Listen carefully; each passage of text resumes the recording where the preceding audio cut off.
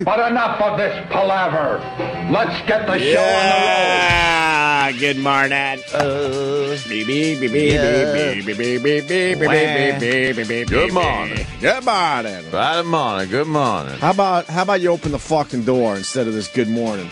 I got two hands full of shit, and I get good morning, good morning, good morning, good morning, Friday morning, good morning.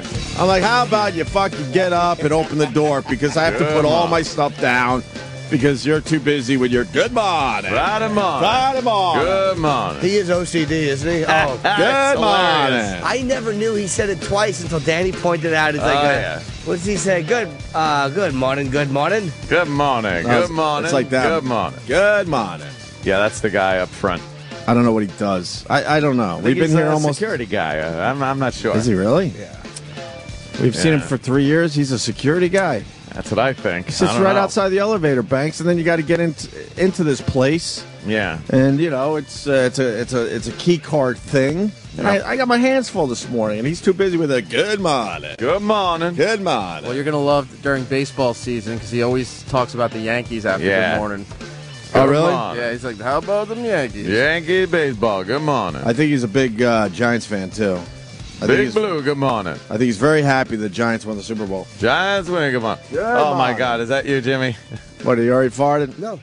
What's wrong with you? Who is it? Mars? No one farted. Mars, you come on. Oh, Mars. I smell something. Man, I smell something bad. My nose is not good this morning, though. My nose is. I think it smells all right, man. It's going to be all right. It scared me. Good morning. There's no smells in here. Smelly morning. Smelly morning. Speaking of the Giants really fast, Belichick wanted the boys to make sure Hello, Bill. Eli threw to Manningham. He was caught on Mike, NFL Films. Really? Yeah, and he basically said, make him throw to Manningham. Oops. Oops. Eesh. That's breaking from... bad call. Huh? It's a bad call, but, you know. It's not a bad call. I mean, the coverage was there and everything. Eli just made an amazing pass. That is true. He was covered. Yeah, it wasn't like he was wide open or anything like that. He just picked the wrong time to say, hey, make sure he throws to Manningham. Whoops. Oopsie.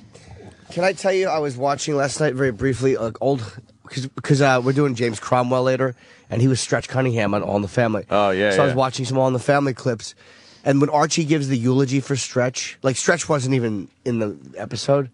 Yeah. It's fucking mind-boggling how funny that show was. Yeah. And it annoys me how because- well written that was. And because they had no filters. Fuck. I feel bad for these writers that have to work around the new rules. There's probably really funny writers out there that aren't being used properly because, you know, you might offend someone with your jokes. He found out Stretch was Jewish. Hey, Arch. And so he had to read it, and it was just very I forgot funny. about that episode. Yeah. Is it a long clip? I don't know, a few minutes, but it was just watching him up there stumble through this brilliantly. I was like, God damn, he's a funny dude, man. How old was he when he was Stretch Cunningham on He was All younger. I Family? saw a clip. He was probably, I'm going to guess, 20-something. Jesus. Let's take a look Telling at it. awful How he jokes. used to look. That's All in the Family, he's by the not way. in the episode, There's no I, Rob. Oh, Let's God. keep it in perspective. This I, Rob is just setting the fucking sitcom world on fire. And I saw the rest of the movie, Which one? the silent movie. Did you like I it? really liked it a lot, yeah. But you didn't like it at first. Hated it at first. I've never had a movie turn me You know around why you so hate it? completely. Because you're uncomfortable by it because you're like, wait, where are the words? Right, I didn't know it was a silent movie. When are the Words. words coming? We need words. I was just telling Ant that he would like the movie too.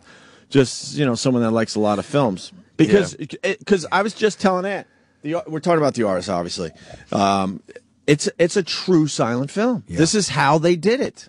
They didn't update it for, you know, modern day times or whatever, except for that one scene. Yeah. But I don't want to give that away. But besides that, that's how they made films. Simple as that. And you were right, it was shot amazing. There's a scene when the camera is showing an old studio with a bunch of staircases in it, and people are hustling wasn't that a and great bustling. scene? Holy fuck, is it a work of art to watch that? Yeah. Oof. Everyone had to do their part perfectly. I'm sure somebody fucked up and they had to start over. I think you'll like it, Ant. Yeah, I was telling Ant, though, like, I definitely want to see it. they rarely went for the words where you had to read something. Right. And there were complete scenes where they never went to the words, but you knew exactly the conversation that was being had because of the acting and stuff. And it had something I the thought facial expressions and all that, and how they move their bodies. And also, I noticed the whoever did the set had to tell you so much through the set design. Wow. Like there's one, if you know it's a silent movie, you're going to go with a totally different mindset than I did.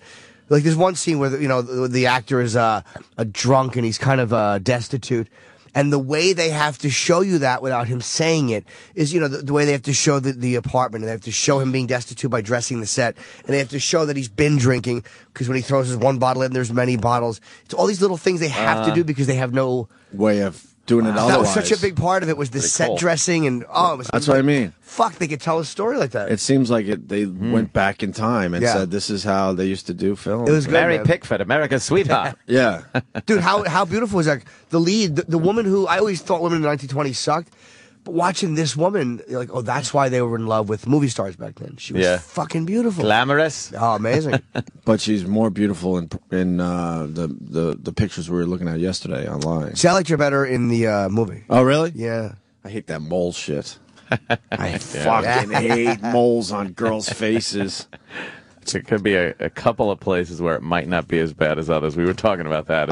If it's too close to the lips, it gets weird. It drives me nuts. I've always hated that. And some girls will access it and make it darker, and I'm like, I just feel like it's a speck of duty or something.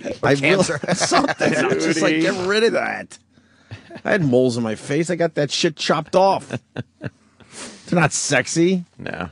And every once in a while you find one and they have a hair or two growing out. Why wouldn't you at least clip the hairs? Good morning.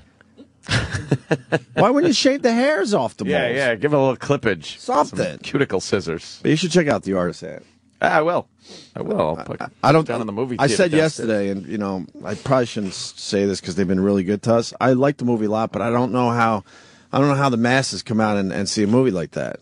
I think they're going to be uncomfortable in general.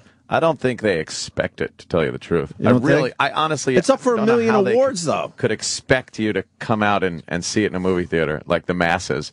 Because the masses are Asses? generally stupid. Yeah, I know Cindy Crawford has a mole asshole. Yeah, and it's not It always bothered me. attractive on her. Even when she was young, that mole always bothered me. Yeah. You don't think they're going to come out? No, I don't think they would.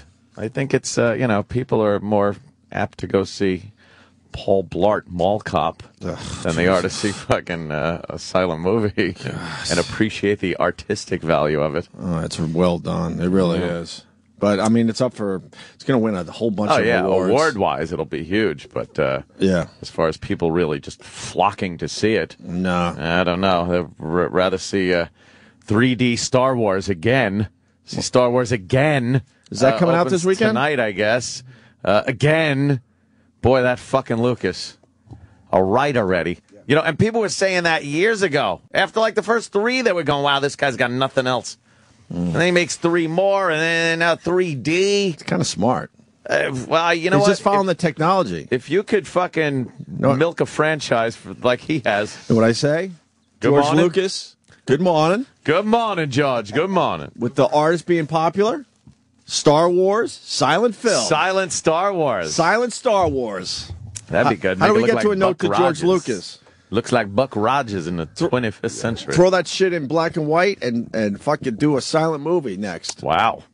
Yeah. It's enraging how he just won't stop with it. He just won't stop. stop. But the technology's there. How do you not, knowing the 3D thing is taking off, and there you are with this movie, knowing it would look pretty cool in 3D? You got to go there. Like, what the fuck? Like, I don't know. It wasn't made for 3D. But that doesn't matter as much anymore. I know. Yeah. It's more of the depth. Plus, because he used those models, it might look fucking really cool in 3D. You know what I mean? Because a lot of CGI. Yeah. Because he wasn't using that flat shit. They were actual models, so they might look really cool in 3D. I don't know. It just seems to me like, first of all, why did he start with Phantom Menace? Why did he start with Phantom Menace? Because that's the first movie in the series. Well, chronologically, but New Hope is the first movie that we saw. But I don't think New Hope would be as effective in 3D. Oh, so they're not even going with the original. They're going with Phantom Menace with Jar Jar fucking Binks. Oh, then I completely agree with you. Yeah, it's How like cool would it be, to see the original Star Wars in 3D? So what? We have to The wait. original would be cool with the fucking trench scene on the Death Star. Well, that's what I That'd kinda meant, be because cool, they used yeah. models back Right, then. right. So I'm thinking 3D technology would pick up on that, and that would look probably really cool. I didn't Yeah. realize they were doing Phantom. Yeah, now it's first. Phantom Menace. Oh, you're Fucking- right. You think he's saving the big one for last, or the technology isn't there yet to? He wants to show them in chronological order. Yeah. So he'll probably put one out every, 18 months or something? And put Hayden Christensen at the end instead of the fucking Darth Vader guy under the helmet. Ah, how stupid that was. Mm-hmm. Oh, God. And he was terrible, Hayden Christensen. He was terrible.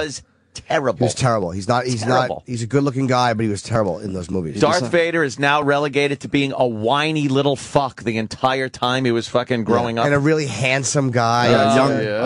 He had to go with a young Hollywood hunk. Padme! Padme! This isn't fair! Not fair! Shut up. Good morning. Good morning. Good morning. Why couldn't George Lucas find like a young Willem Dafoe type Right. guy out there in Hollywood? Why does it always have to be, quote, the young hunk? I actually know why. Yeah. He's an asshole. Okay. That makes sense. There's got to be some ugly actors coming up. You don't have to always go with the good-looking ones, right? It Yeah. sucked. I was up to that part. God, see, you should have gotten it. What's a bunch of stars here or what? Have a war. Yeah. Speaking of movies, you see the picture of Macaulay Culkin? Everyone's talking about that today. I saw him recently at a benefit. I met him. For Did he the look first all time. right? Was it for Mr. Kite? No, it was. Did he look all right? Because you see the front page of the paper? That picture was everywhere yesterday afternoon. He's not. What are they doing? They're comparing him with the little kid with his hands on his cheeks. He's older. What the fuck? Yeah, none of us could compare to the younger version of ourselves. No, I Do was they need adorable. do they need to say then and now like we wouldn't know which is which? He's two in the one head. They're saying he's got that Gary Busey thing going on. Well, a lot of people saying, the high five, crystal meth, heroin, boy. alcoholism, all sorts of fucking shit is coming out now, right? How about he's just growing one up knows- a little funny looking? I think you beat me to the punch, but I think he just grew up to look ugly. Yeah, a little It funny happens. Not every cute kid grows up to be, a Hollywood hunk. More than most, even. That's right. And he's a nice guy. He was in. It was the benefit for. Mr. Kite? No, not Mr. Kite. I forget. Oh my god, how do I forget what it was for? I'm such a dick. But it was. Because you're too worried about what celebrities you But he was the only take one- pictures Oh, You know what? You're probably correct. with. I know, I'm sorry. I think he was the only one who was the only celebrity who was there. He did the raffle. Gaffigan was on the show, myself, and I talked to him, Todd Barry, after outside. I took a picture with him, and he was very nice. I asked him I talked about acting for a second. I think he said he was retiring from acting. And, Really? Yeah, but it was weird watching him in the dressing room. I didn't speak to him in the dressing room, but he was a very confident guy, and he was very friendly and very accessible. But he was definitely a man. Like he didn't remind you. He wasn't like a boy child type guy. He was like a man. He was behaving like a guy. Yeah, he was cool. I don't know why he would retire. He probably just, I don't know. He seems like a strange guy. We used to see him on 57th Street when we worked at NEW. He must have had an office around there. he'd be like, he'd And he was walk very, around like he didn't want to be noticed, that's for sure. Yeah, and he just was very, I don't know. He seemed like an oddball. Yeah. Might be a nice guy, but he seems a bit odd. He was a little thin. Yeah, in that picture, absolutely. Yes. Remember his marriage? Kunis fucking ruined him, huh? Mila Kunis? Mila Is that who Kunis he was married ruined to? him. He was with her for a while, and fuck, she must have ruined him. He was, yeah. Oh, How long yeah. was he with her? 8 years, I think. Wow, really? A long time, yeah.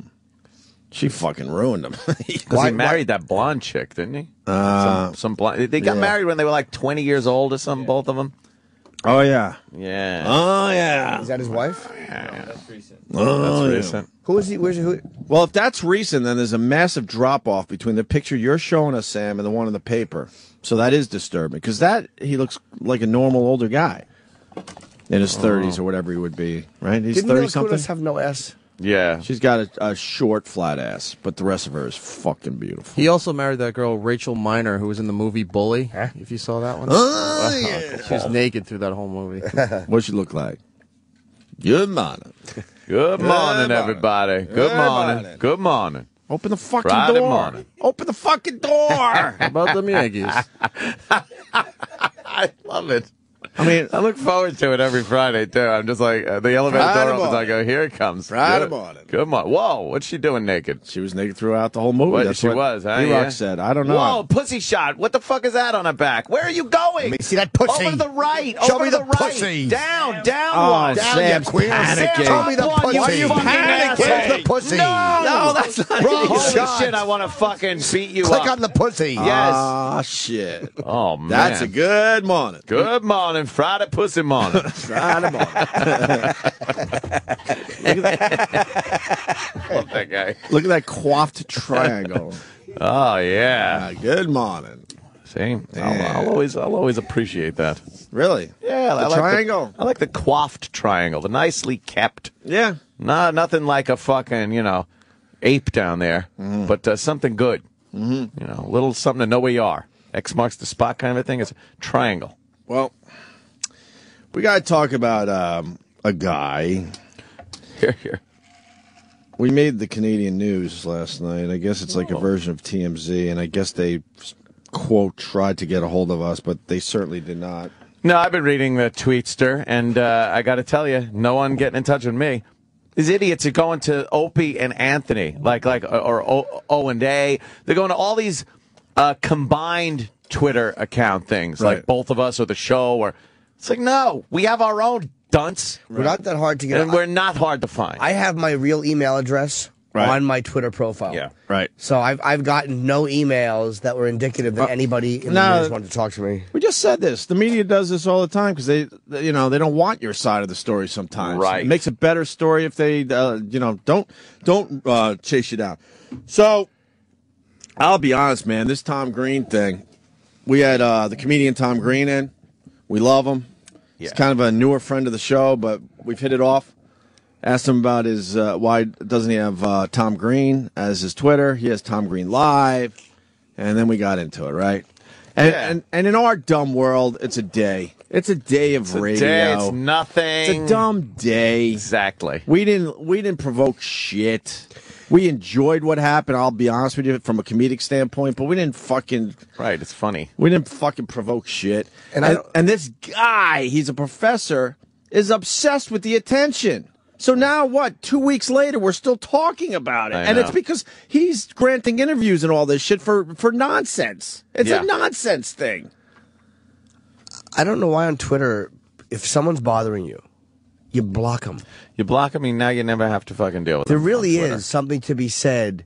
What happens is when someone, like, I tend to be very combative. So Right. I kind of understand with it. Like, if somebody attacks me, I attack them back. Right. So that's what he's doing. But I can't pretend that I'm wounded by it when they attack me because I sometimes will foster an aggressive relationship by attacking them back. And I do it all the time on Twitter. Right. Colin was just telling me that last night. He's like, I always go after them, but I can't take, if they hit me, I have to hit back. And I block them, but if I block them, I never think of them. I just can't take how stupid some of these people are. Yeah, some of them are dumb. I don't care that. I don't care about the hate as much. I really care about how just dumb and stupid some of these people are, where they don't even listen to the basics of something before they tweet nonsense at you. Yep. That's what's frustrating to me. But this guy, he absolutely is loving the attention, but he Yeah. has to make believe he's really hurt by this. He's a professor. He should know. He should know better. So I don't know. I guess it's called City News. I don't even know if it's a big fucking news channel. I heard it's sort of like a TMZ type thing. Is that some kind of Canadian thing? They did a whole story on it yesterday. I tweeted the video if you want to check it out, but we got the audio version for the people today. And here we go again, 2 weeks later, because the professor is keeping the story going. Yeah. And my message to the professor is simple. Nothing is going to come of this. Move on with your stupid life. I know. What is the end game here? Right. Did he want an apology? What's that? We don't apologize for shit we should. What are we going to apologize for this? No, of course not. Asshole. I think in his world, he would like us to be kicked off Twitter and arrested. Yeah. That's Know why? Because that would keep the story going for him. Yeah. He strikes me as, again, a guy who is... Ew, he called us louts. Who wants to be, that's actually a pretty funny word, who wants to be combative back, Right. So just be that guy. Like, you don't have to act like you're being bullied and wounded just if you're attacking these people. Because when you're retweeting negative things people say about, all you're doing is making other people, you're making other people want to tweet negative stuff at you. Because whoever you tweeted. Sorry, Jimmy. Sorry. No, go ahead. No, I fucked you. I'm sorry. Say whoever he tweets has followers.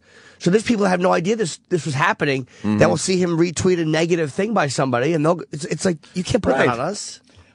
I just took pleasure in it. He retweeted my tweet that said, "Hey, at CNET News, here's my quote. I didn't do shit."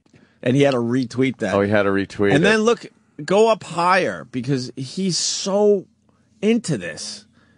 And not in a good way. He writes, busy day all of a sudden. City News is stopping by for a chat, and a bunch of Edge videos are ready to record the Cub cars. Make that City News. He's excited. Everyone's not paying attention to him. Very excited. He's got his little moment. I'll say this: he's better at starting a buzz than we are. We should hire him for the show. And Lord knows we've tried everything. Nothing fucking sticks out there. Hey, would you work as a publicist in the U.S.? Yeah, really. But here, the news, City News, picked up the dumb story. That's going to go nowhere, Mr. Tom Green. It's nothing. Crusade, you sound like a baby. You're a grown man claiming to be cyberbullied. Stop looking for attention.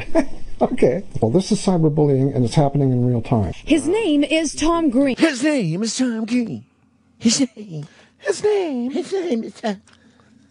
I want to talk to these dummies anyway. Is Tom Green, a professor of multimedia at Humber College. He happens to share a name with a famous comedian. In cyberspace, Tom Green, the professor, has the Twitter handle Tom Green. And so he asked his followers to ask me very politely if I could give up my name and give it to him. And I jokingly replied back, well, hold on, Tom. I was born well before you, so I had the name first. On January 25th, Tom Green, the comedian, appeared on a radio show in New York City to promote his tour. The hosts of the show brought up the Twitter dilemma. Boo, Tom Green. Boo. Boo. Give the fancy Tom Green Live his name back. Boo. That's when the tweets from the show's fans and the comedian's followers started pouring in. And the funny part is, you were reading somebody's tweet already, but they're acting like we're saying. This is how dumb the news is. They just play a clip and they don't know what they're playing. No, right? They think those boos are genuine. They don't understand that those are over the top, nonsensical. Of course. Boo. There's nothing real about that. I don't boo like that. But these dumbbells on the news, like, oh, this is a good clip. There's booing. I love our show. Boo. Boo. He's up. Boo. That is a and should his own. Boo. That's a clip from. Yeah, it continues. And I happened to check my Connect account, and suddenly it just went zing. And it was unbelievable. Which got him very excited. Oh, yeah. Why don't you say that, Tom? You were so excited that everyone was paying attention to your dumb Twitter. And it was unbelievable what I was being called. Take a look at all these tweets, 1,500 in all since January 25th, and all of them aimed at Tom Green, the professor. Now, we can't show you most of these because they are riddled with obscene language, but here's a sample of what we can put to air. Boy. Now, I take no pleasure in bashing a gay man like you, but you should give up the name and kill yourself. Thanks, one person wrote. Another said, a friend of mine went to Humber. She said she was raped by Tom Green. I'm starting to think she meant professor at Tom Green. He looks the type. The comedian would not speak to City News on camera about the incident, but did say in a Twitter conversation that he had nothing to do with the attacks on the professor. I am happy being at Tom Green Live. This is not being instigated by me. It's not. I'll tell you who it's continually being instigated by Tom retweeting people. Like, for instance, you're just giving dickheads who are saying things to you on Twitter. You're making what they say important. It's not important what they're saying. Giving them a forum. They don't know you. You know they don't know you. There's not people that know this guy. let's be honest. Some of them are fans just being silly. Some of them are just aggressive dickheads who attack everybody. You can't take that seriously. You block them, and you don't even think about it. A lot of times, if you look, they have 2 followers, and then you're giving them a forum of all your followers. Dude, I make fun of Dana Whitefeather all the time. It's like, Dana, you have 1,000,008 whatever Twitter followers. Yeah. You know, and fucking you're attacking a guy back with 6 Twitter followers. Yeah. Like, who cares? Just block it. But that's where that aggressive thing comes in, and that confrontational thing. Mm-hmm. You know, it's like, if you like to be confrontational and you want to punish people who've said bad things to you, then say that. Say, you know what? I don't like it, and I want them fucking penalized for saying shit to me. But don't act like you're being It's hard for me to buy that a grown man is being cyberbullied when there's a block option. Right. It's not like you're in a chat room and other teenagers are telling you to kill yourself because you're fat and you're 15 and you don't know how to handle it. Right. This is a different. You're a grown up. Mm-hmm. You're a grown up in a grown up world, and there's a block option. These are not people who are interacting in real life. I don't think he truly believes it. I don't know if he does or not. But I know on Twitter you can block. I don't think so. I think he's loving the attention, but he's got to keep pushing forward with the whole cyberbullying. Why does he love the thing. attention? He's a dumb professor somewhere. Who cares? I don't know. Like a bunch of people, they want a little more attention. Yeah, but everyone wants their fame now. If you're in entertainment or something and you think it's going to when we were coming up, give you a little heat. When we were coming up, people didn't really want to be famous. We're in a world now that every person wants a little fame. Yep. Yeah. That's why they're on their Facebook updating like motherfuckers and Twitter and everywhere else. So he's like, holy shit, I'm getting followers. He's looking at his followers and counting them and getting excited. Here's the third part of the story. And I don't care. I also think that people want to be heard, so people are going to him. He's a professor. He's probably used to talking. He probably talks to his students. He's a guy who's used to being heard, and here he is on a bigger level. Hey, look what's happening to me. And people go, well, what's going on? Well, I was... and then there's a story there. Right. So, it's tempting to milk that or make it go farther simply because people are listening. Right. Mm-hmm. That's why I'm hoping he thanks us eventually for all the attention he got. Really? Yeah. Yep. I'm hoping for a thank you. I wouldn't mind a thank you. I'm not kidding. I'm really not kidding. And an apology. I would like an apology and a thank you. Yeah, because he's trying to say some shit about us that's, we're not paying attention to. Or simply a good morning. Good morning. Good morning, Twitters. Good morning. And he will teach a class on this now, so that's why I want to thank you. I think you're right. I'm sure he will. And I want an apology. Part of his curriculum. Here's the third part of the story. I don't care what the age of these people are. They're acting like children in the way they're speaking to Mr. Green. And the reality is that what they're doing, for the most part, and every single one you've shown me, has been nothing but bullying. So this is considered cyberbullying? Absolutely. And some of that, you look at some of those, and you can even move that into the world. They've gone beyond this bullying aspect into criminality. This professor is actually calling it bullying. What do you think? Oh, it's definitely a form, yeah. Oh, yeah. Cyberbullying? Yeah, because, if you have that many listeners and people who are actually willing to listen to you and go and take action, yeah. It's not just, oh, you suck or whatever. It's bigger than that. It's horrible. They even listed his phone number. I know, I noticed that right there. What do you think about that? It's too much, over the board. So just to be clear, you have no intention of giving up the handle at Tom Green? Zero. I am not giving up. I am Tom Green. Are you? Yeah, he likes to be confrontational, I think. Oh, but also, this is the fault of the news. This is where the news stinks. You dummies on the news to imply that number was given out, and I'm going to guess the number they're talking about is the one that's on his site. Yes.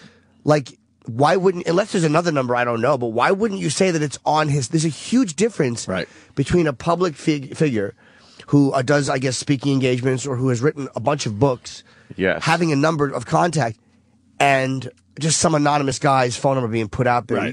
Right. The news is terrible. Very different. The news is that newscast was irresponsible. Criminality, by the way, really? Oh, well, they talked to a Toronto policeman there.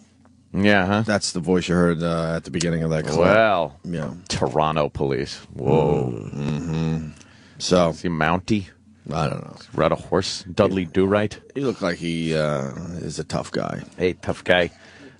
So criminality. First of all, we talked about it on the show, and then what people do on Twitter.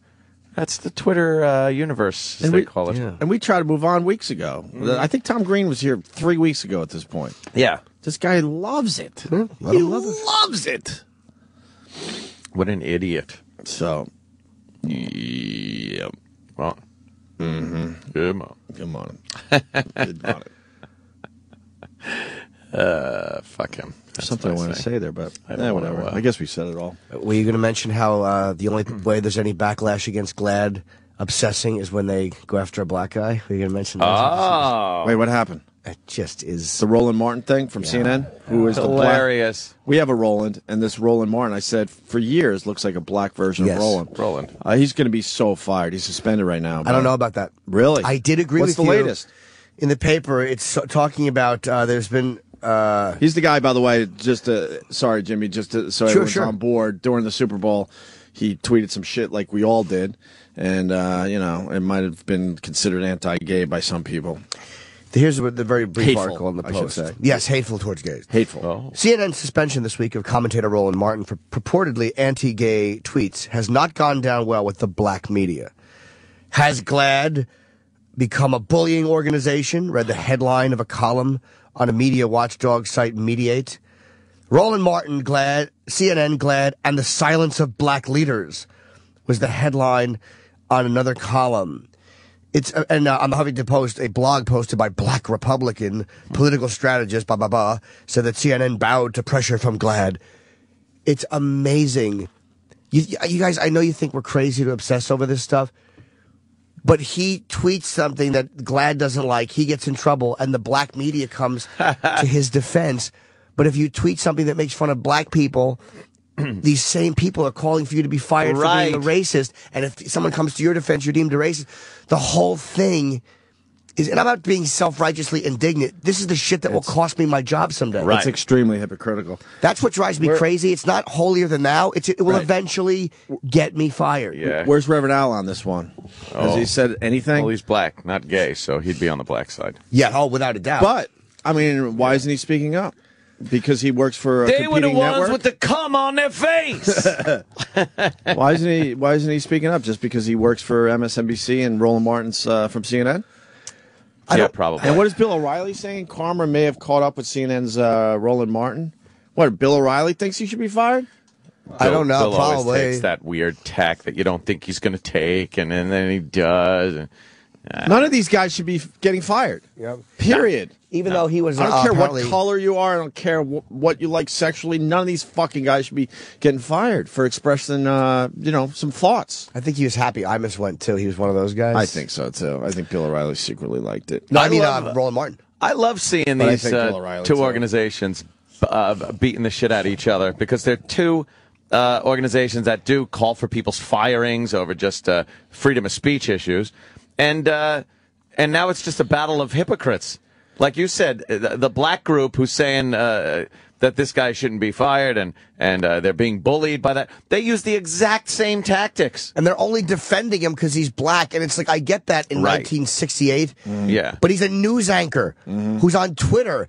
And he twittered something that would get a white news anchor the same amount of bullshit. Oh, yeah. Why wouldn't you come to a white news anchor's defense? It's so phony. Yeah. You want them to be treated equally? There you go. Fucking, that dude. Yeah.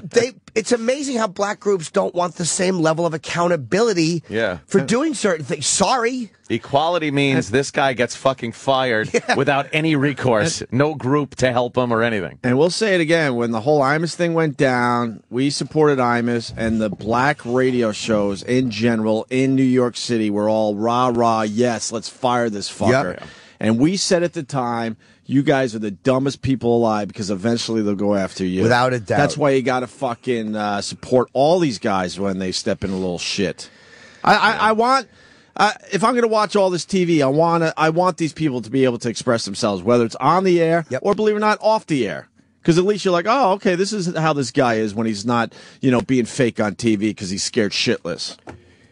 It is amazing how. That's why you can't listen to any of it. I've been quoting Matt and Trey. One of those guys from South Park said it's either all okay or none of it is, and I've said that many times recently. Yeah, it's true. It's such a brilliant, simplistic way of putting it, but it's the only way you can look at being humorous. You can't, because what is offensive now will not be offensive I mean, what's not offensive now will be offensive in 6 months, because with social issues, Yeah. it changes. It's like if time is like a river, but it flows. Good morning. And the sacred cow keeps moving. Yeah. And all of a sudden you're doing jokes that you would have done last year, and here you go, you step in what is now the anti-PC pile of shit, and you're in big shit for something you wouldn't have been in for. Right. How do you take it seriously? So you think Roland Martin might Roland? He might skate, yeah, because think? the black groups are going to push back, because of course that's what they do. It Yeah. has nothing to do with his race, but simply because he's black and he's being criticized and he may be fired, then the black groups will pipe up. Because they are just as phony as the gay groups, as every religious group. They're all fraudulent. Know who the biggest phony is Reverend Al, because he hasn't said shit, Well, he's right? terrible. But he should be calling for his firing, right? Sure. He's a network Shouldn't you, Reverend Al? shill now. Yeah. Shouldn't you be calling for his firing? Sure. He hasn't said shit. Yeah, He's in a tough spot right now. Why wouldn't he? The guy, anti-gay tweet, why wouldn't he? Oh, Right. yeah. Why wouldn't he? Well, did he say anything about Greek homos like Reverend Al did? Look, I'm on the fence when something is I guess is hateful when it's someone in the mainstream media, but you know, with this Roland Martin with his Super Bowl tweet, he was just going for a stupid joke. We know what he was doing. He was just trying to make his a dumb, a stupid joke. That's all he was going for. Yeah. I didn't see no hate in that. No. I saw a guy being a guy and saw something and said, "Oh fuck, I think I got something funny I could tweet here." I like to Period. see it happening to the Period. media. Like I loved when Al Roker got it. I love when he's getting it, because these are hypocrites and they're phonies when it comes to this type of talk. But I also don't think they should be fired. What No. was the tweet? Oh, you don't know? Do we have it? No. Oh, you? It was It was about. It was about, one was a Beckham commercial where he was in his underwear. Oh, okay. And he said something about, hey, if you have friends over, any of your guys, any of your friends at your party are excited about David Beckham in his underwear, slap the ish out of him. Like, I guess he can't curse in his tweets. Well, ish is just when people are trying to be polite on Twitter. That's the word they use instead of shit. We learned that yesterday. I would agree with I didn't know that. I would agree with these black groups if about GLAAD being a bullying organization. If the black groups weren't being racially biased and only defending him based on race, if they were defending him based on merit, I would agree with them. And then another guy that's probably. You don't think he's going to get fired, huh? I don't know now. Let's just say know. another guy in a lot of trouble for something he didn't even do on the air. The network's in a great position. What dick do we suck? Do we suck the GLAAD dick, or do we suck the black journalist dick? Like, what special interest group Yeah. do we cowardly cave into because we're white executives? Yeah, we don't know. We don't know. Oh my God. I would assume you gotta suck the black dick because those guys got dongers. But really, what special interest group That's why I don't do you think he's gonna fucking get give fired. into? That's why I don't think he's going to We get might fired. not. Suspension? They could suspend him to appease the gay group, and then they could keep him on to appease the black group. Yeah. That's amazing. A 2-week suspension, paid. But it's amazing that black journalists or black organizations would come to his defense when he's simply in trouble for doing something that was deemed anti-gay. Right. Yes. It was absolutely disconnected from race. Yeah. And are they that delusional? They don't think that a white reporter would be penalized? Of course he would. Oh, of course he would. So you can't play it as he's a black man and needs our group to defend him. 7 o'clock, we got to turn the TV on. What happened? Greg Kelly? Yeah, we should, yeah. Yeah, we got to make sure we get that audio. I definitely want to hear The that. paper's saying that he is going to address the whole Yeah, rape thing. I think he'll address it like, in light of recent incidents. It'll be a quick statement. I wish I'd her like well. him to go like, that fucking bitch. Well, that's put me what we were through saying this yesterday. Shit, yeah. And they'll do the paper shuffle. Yeah. I think it's going to be a quick 30-second sort of statement, and then they're going to just move on. Very vague, no details. Kind of a, as you know. He fucking better thank us, too, because we were the only ones that came to his defense right away. Greg Kelly, I expect a thank you today That's right. on live fucking TV. Who supported you? The Opie and Anthony show. Because in the end, we're smarter than all of them. We are, I'll say this for us, as much as we are boobs, we are across the board supportive of people saying stuff that we don't like. Exactly. Completely. That, and we know when a rape charge is bullshit. Absolutely, because we're all rapists. Right. We all know when it's all trumped up. We know the face of a rapist, for Pete's sake. We have mirrors. And we've been raped in enough contract negotiations. Yes, that's true. We're victims. What's Greg Kelly's Twitter? Maybe we should make sure he knows that we are expecting an apology in 10 minutes. Not apology, thank you. I mean, a thank you. Yeah. Sorry. Yeah, thank you. You're right. Sorry. It's still early. Yeah, I like the fact that we just go off, say shit that other people don't. Yeah. I don't know why. We're good like that. We never get But who else credit does for this? it. No, we don't. We really don't get We get credit for nothing. Everyone else kept their stupid mouths shut. And we're like, this is obviously bullshit what's happening to this guy. Rapity rape. it. Yeah. They all kept their mouths shut. Why can't you just talk about it openly and honestly? They're like, hamina. It's not written down for me, so I don't know if I should say anything. Horse shit. All right, we should break. We'll be back by 7, right? Oh, shit. What? Should we be on live when this happens? His statement? Should be. We should probably be on live. What happened? In case we have to comment. Or in case he shoots himself like fucking Peter Finch in Network. Threatens to. So what, he's on in 7 minutes? Yeah, we won't be back by then. We got too many reads. So let's start reading right now. I'll do one right now. Yeah. Incorporate it into the show. I don't mind doing the first one, or as we say. By the ball way, rolling. I kept track of this. The listeners officially have had it with live reads. Oh, I don't doubt it. They have officially had it. People are noticing that the replays are shorter because we cut out the live reads. Oh.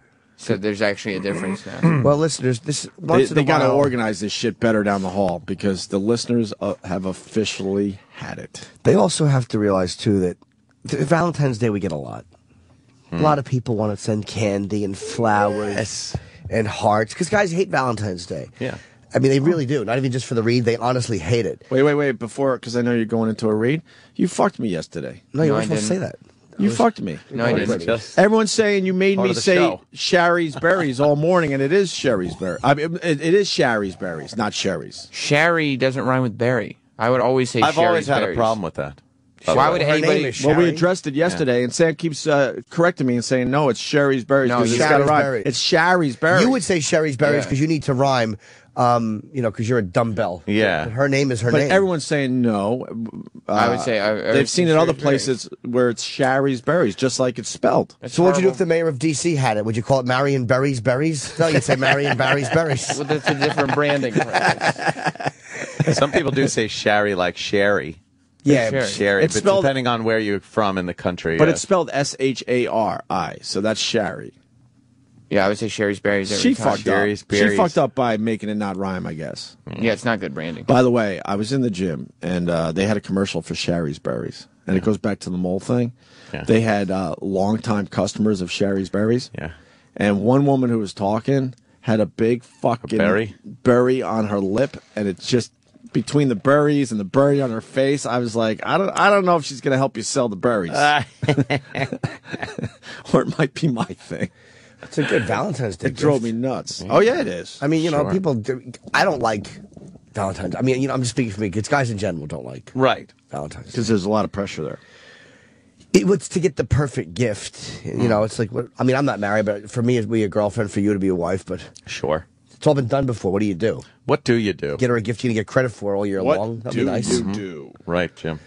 I mean, for me, Steven Singer. I mean, he has the perfect gift for Valentine's Day just for you. Mm-hmm.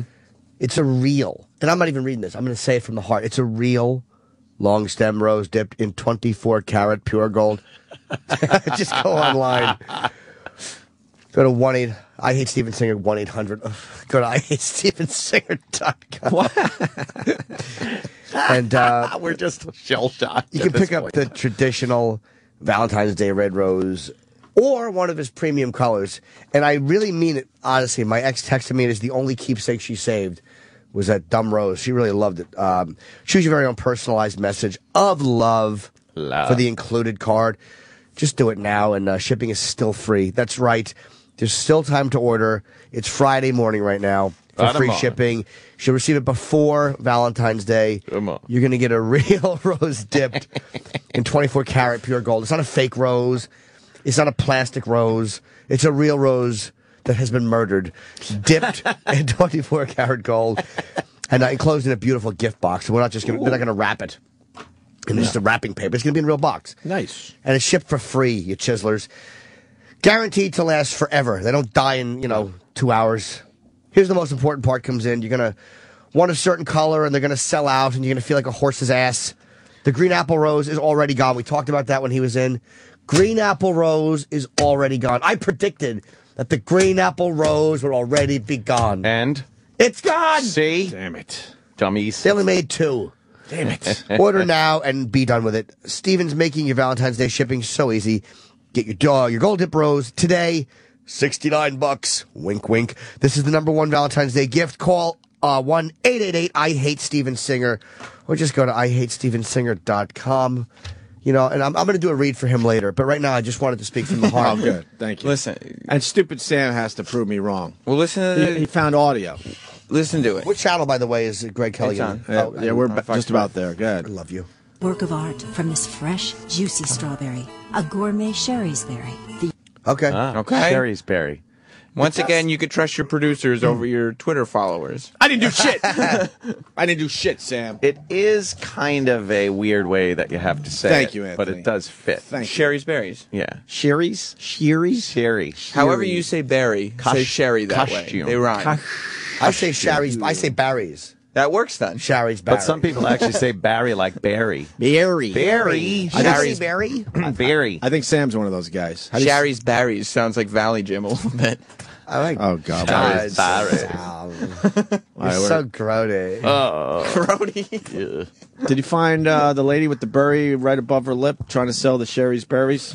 Drove me nuts in the gym. The dumbest things drive me nuts. So Drove me stupid. nuts. That's not the commercial I saw because that's the Christmas one. You got to find the Valentine's Day one, and then you'll know exactly what I'm talking about. We're just wasting time because. Did you talk about the 4.5 Yes. foot bear yesterday? Yeah. Enough of that. Yeah, we did. Oh God, you Yes. talk about it. That's a big bear. That certainly is. They like the word "big" in their copy. I noticed. Oh yeah, big. Big, Oh, big, you're looking for that one, are you? Big, big. Oh, are they on? Big. They might be coming on now. That's the wrong one. What? That's the Fox national News. Fox News channel. We need. I don't know why they one we do put that on? because The it top one. confuses Fox everybody. 5. Okay. It's Fox 5 local. Can we get the audio not to from be that one? confused with Fox Yeah, News? just got it over there. Yeah, we're ready to Okay. roll. I panic. As soon as we see that goddamn logo, we're going. Oh, I forget about the candy and the flowers, the gifts your sweetheart really wants for Valentine's Day. Sherry's berries. enough about Valentine's Day. Bring on the rapist. The Fox 5 News. This is Good Day New York. Everyone's watching this right now. Good day, New York. Good morning. Good day, New York. It is Friday, February 10th. I'm Greg Kelly. I'm Rosanna You are. Scotto. So nice to have you with us this morning. It's going to be nice and sunny and mild high of 47, but snow is Weather. on the way. What? Overnight, Really? You Mike start Woods with is going weather? to tell you what to expect. Right now, fierce flames tearing through a house in Plainfield, New Jersey. Really? Skyfox I HD wish it was live someone's over the house. city. Schools closing. It's tearing through it like a cock through a vagina. Nearly 2 dozen city schools will be shut or modified. Oh boy. And subway riders get ready for another round of overnight shutdowns. And I'm not gonna be accused during of the rape. week. This on the 1, 2, 3 As that train goes into that tunnel voluntarily. And Lynn Saturday. Jeremy Lynn returns to the Linsanity. Garden. That's right. He slams the ball in the hole, but it's allowed. I fucking told you about this guy 3 days ago. I heard about Oh that. boy, here we go. So you're Speaking back. of couches, Rosanna, it's great to see you, folks. Thank you. It was a tough couple of weeks, obviously, for a lot of people, and I'm very, very grateful for all the support I had here at Fox 5, the support from my family, friends, those I care about, and the viewers, of course. They've been just great. The people who watch this show and have weighed in through social media, the positive remarks. Thank you very much. It's great to be back. I'm especially grateful again to this lady who sits next to me every day, Rosanna Scotto. Don't touch You ready me. to get back to work? I'm so happy you're back, and of course I'm. He get touched ready her and- hand. Unhand me! We're going right back to where we left off. Really? All right. Well, I'm not sure about that. That's right. To you harassing me in the copy room. Today's Friday also. Come on, let's take it Mike easy. Woods, Friday weigh morning. in. Good rape. And now here's the weather by the guy that they normally would accuse because he's not white. Looking good. They just fell apart. Everybody's very happy to have you back here. So Oh, he's all awkward. You can't. He's the worst improver, right? Yeah, remember? Very much. Yes. We used to- Yeah, I guess we got to get your weather forecast here as well. We are looking at another As well cold as- day I love out Mike there. Woods. He couldn't even improv a welcome back. And you see the look on his face? Welcome, God, rape. Well, fuck. the look on Mike Woods' face is like, God damn, if you were black, this would have turned out differently. He'd have been in prison. right. I don't know how you like. Of course, that we knew that would be That the was statement. boring. Yeah. But how do you? I guess that's the way to do it. Just to say thank you. Oh, that's the way normal people in media do it, not like us. That was a little better than usual. usual. A little better, but why wouldn't you say I was accused of something? No, don't mention it. right. No accusations, no this, no that, I'm sure. At least tell us how the pussy was. Yeah. Yeah. Look, sexy. I fucked her. It was consensual. Right. We were a little liquored up. Right. And, just really spell it out. I pulled out. I came on her chest. And I made her clean it up. Because that's what I do. She took this as being degrading, yelled at me, and ran out. Yeah. I did try to put it in her pooper. But she wasn't drunk enough. Yeah, she did squirm a bit, but I stopped. I stopped. I realized that was a no. I'm good like that. But the front door was open, so I continued. I did make one of those blowjob smack face videos with her.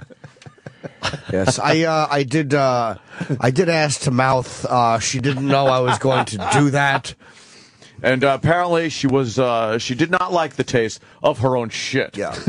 That I do apologize. And then for. Roseanne Scotto's just sitting there in shock. Just with fucking, oh my God, what is he saying? You know, he touched her hand and she kind of like pushed upwards like, I don't know. Off of me. I don't know if we should be doing that. Just doing this to keep my job. Right. And, when she acts shocked when he says that, and she's like, why wouldn't she do an enema first? Yes. If you know you're going to have your shitter invaded, why wouldn't you? And he's like, I don't know, Roseanne. Like, I don't know.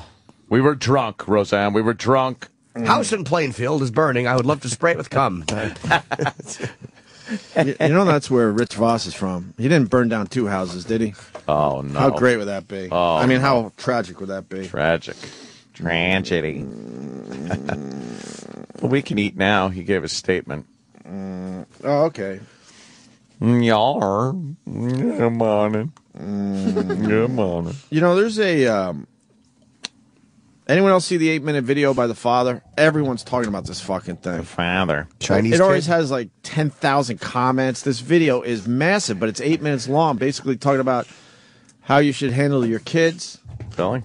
And supposedly it's really good, but I didn't listen. I didn't watch it yet. Oh, I thought you meant the but Chinese father. Oh, that. Oh, I thought that's what you meant. We should talk about that too. No, there's another one. This guy. Well, I'll explain after the break. Fuck it. But I mean, maybe we start the video and see if it's worth it. Yeah, yeah. I'm always a game for that one. Because supposedly he's being a real father, and then supposedly he's really just letting his kid fucking, know what's up. And stop being a fucking punk, basically. You punk. A white guy, he just sits in a lawn chair in his yard and just makes an 8-minute video like, this is what's up. Period. Cool. Enough with your nonsense. Watch that. So maybe we'll do that next day, though. Sirius XM. This is the Opie and Anthony Show.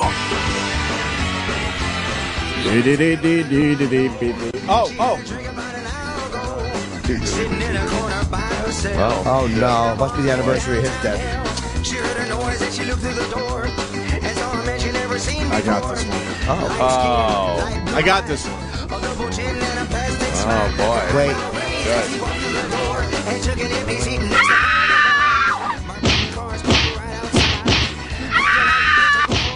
In person. Keep fucking that chicken.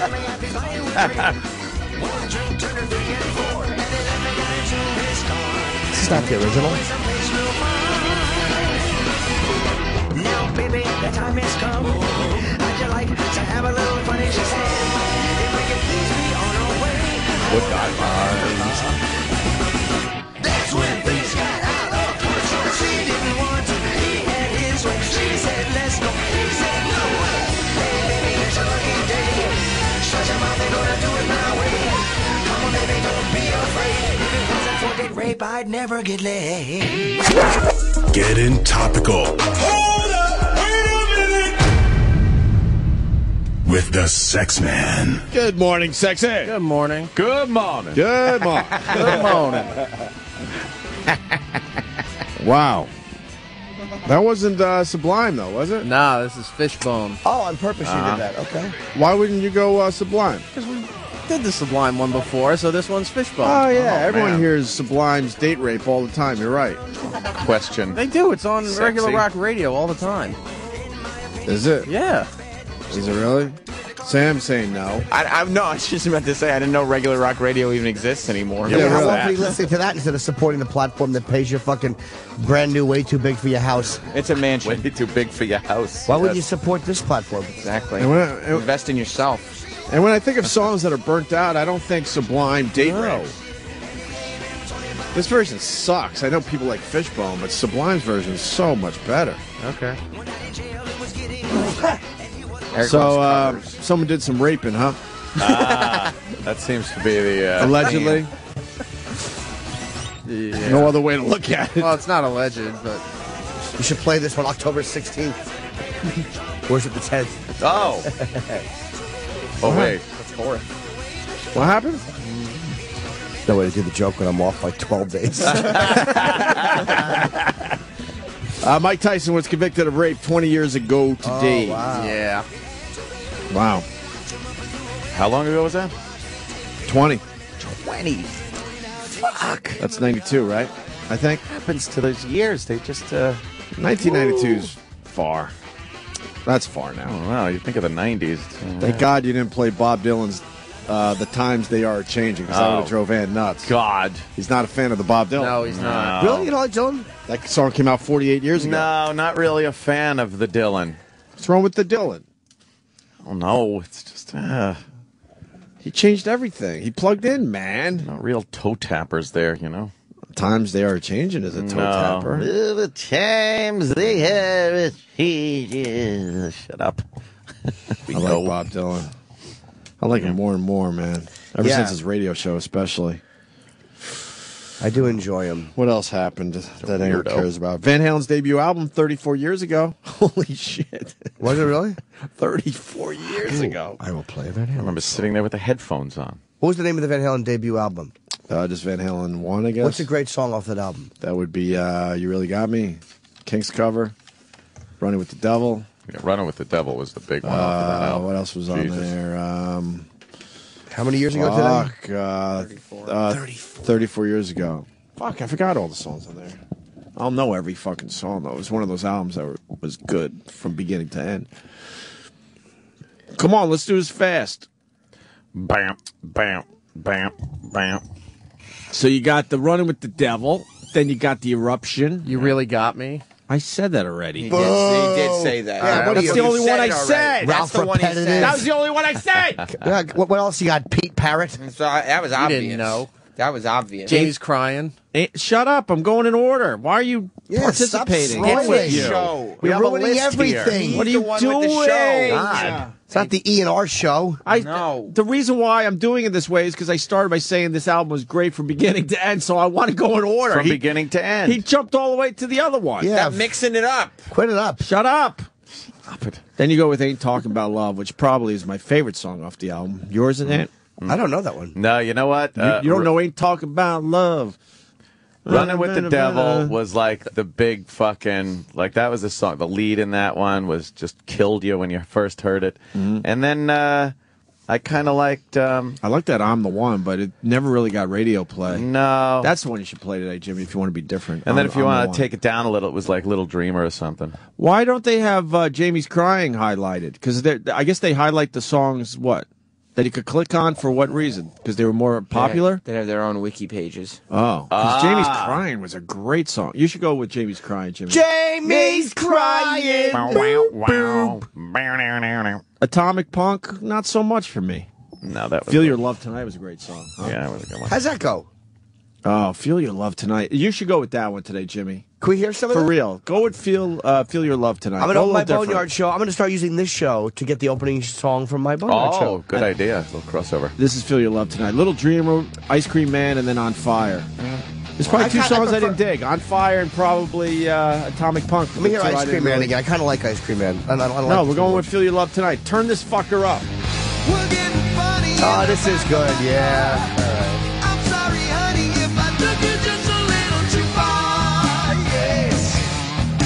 Michael Anthony's vocals on top of the David Lee Roth vocals. He always did the high voiced Harmonizing? harmony, yeah.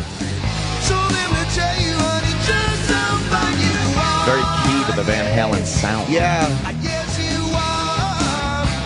Even the Roth sounds good. Yeah.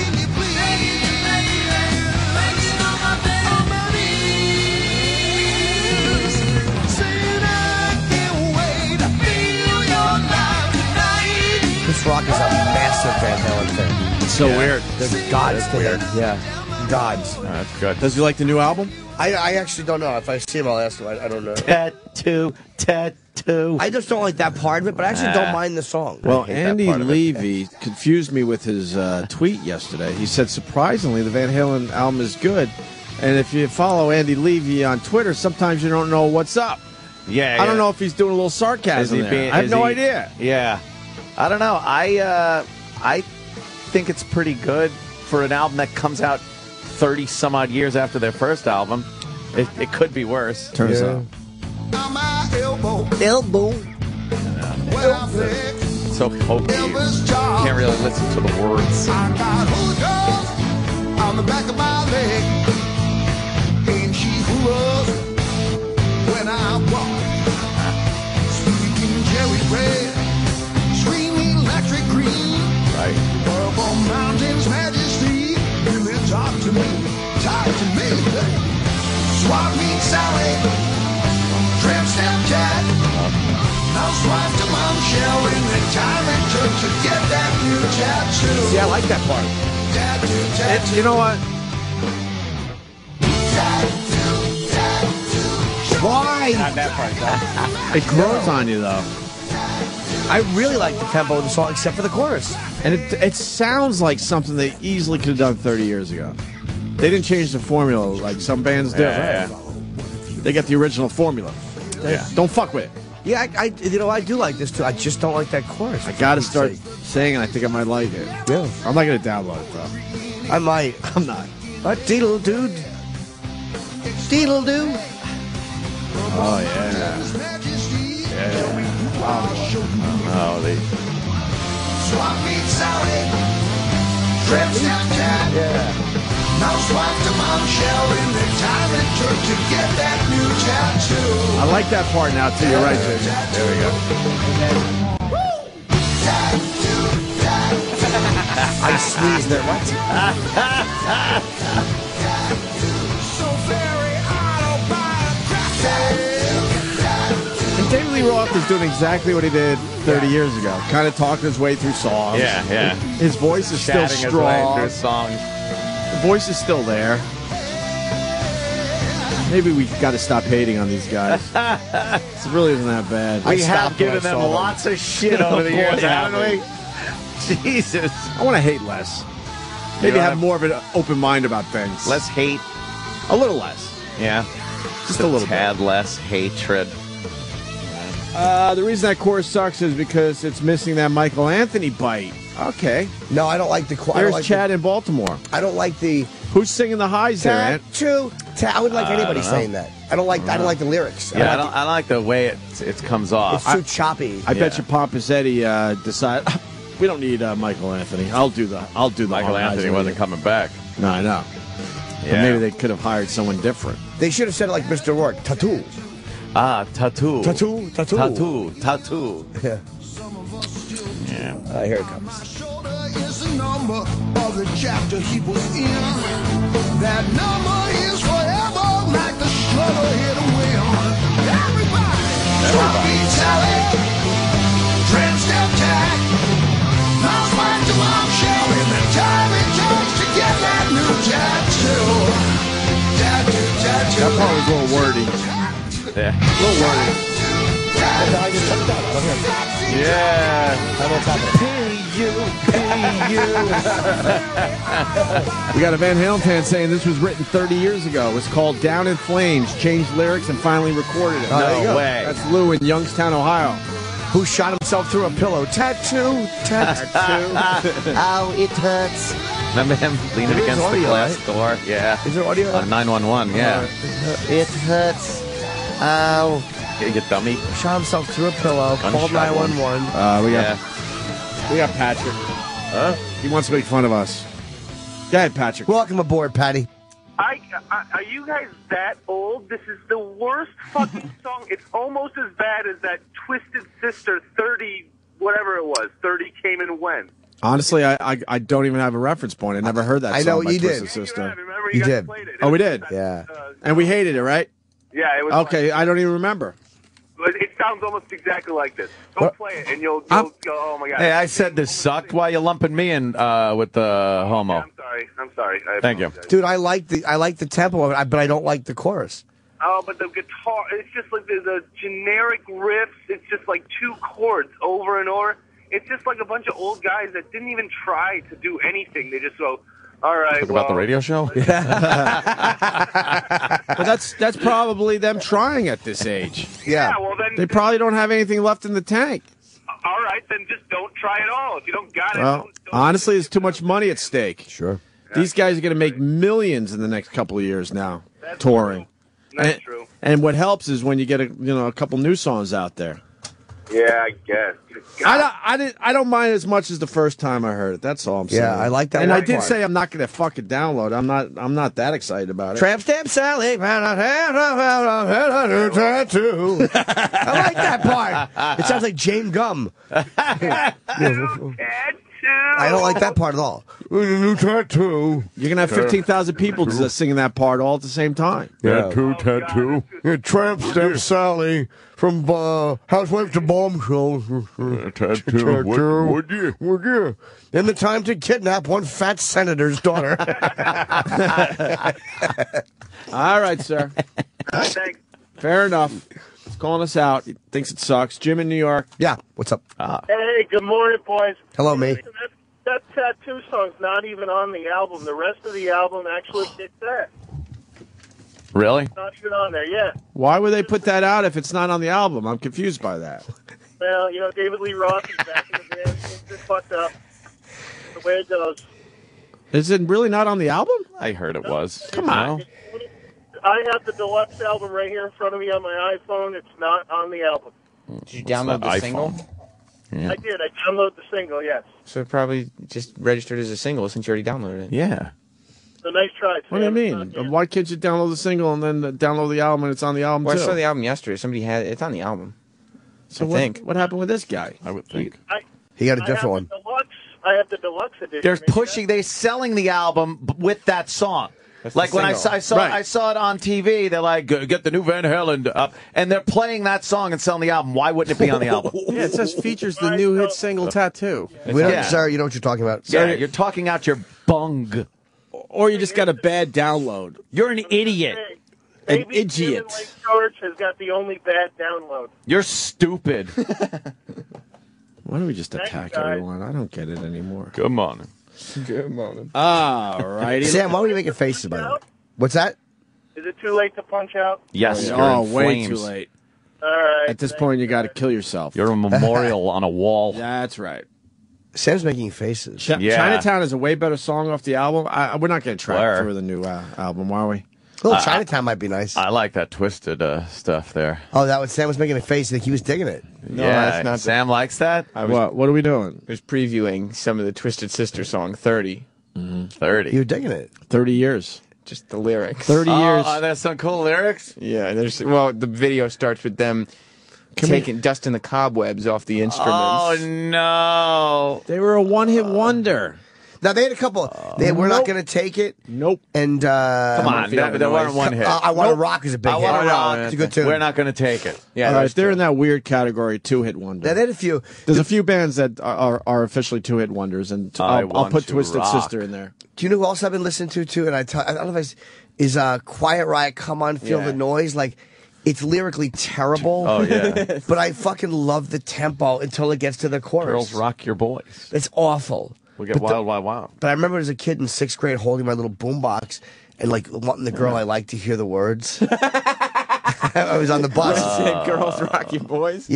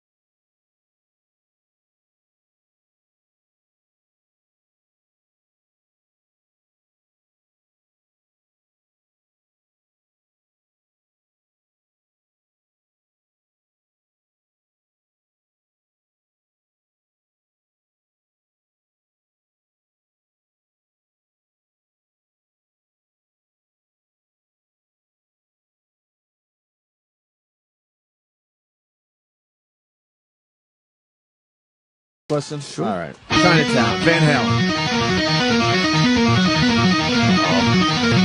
It's not a Van Halen record without Eddie Van Halen's aerobics. Oh, boy. So far, okay.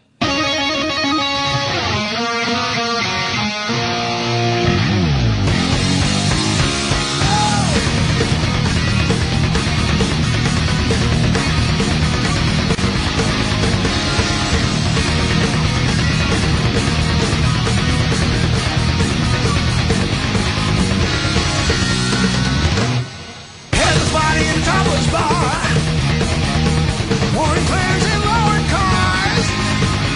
A buck is still a buck in Shanghai, and a buck is all you are. I play night for all concerned. Still things like every song. A lot of things been going on, it's all happening downtown. You painted daughters of the tongue underground, don't mess around. It's like, I like this. Hold on. Welcome to Chinatown. But it's like Dave is singing another song. Like Dave doesn't quite fit in with this. I like his lower voice in this one. Me. Yeah? I fucking like that, man. I don't know. It's not bad. No, it's heavy, man. It's really heavy. Well, it's pretty much where they left off. Right? Yeah, it sounds like stuff they could have easily done if Sammy Hagar didn't come around. I don't know. Why? Well, What? Roland and I pulled an Opie and Anthony. Oh. What's that mean? Stole it from the boss's office? Sure did. You guys! We weren't supposed to play Chinatown. Where's your video in giant winter hats? You go through the drop ceiling like we did? Wait, you're not supposed to play Chinatown. Why not? No, we can. It's fine. Oh, I was hoping we did something cool. No. Whose copy is this? Whoever sits with Rob. I don't know. Oh, boy. You took the boss's office mates. Right off of the boss's desk. This is crazy and wild. That's a good tune, Chinatown. Whose copy is this? That one.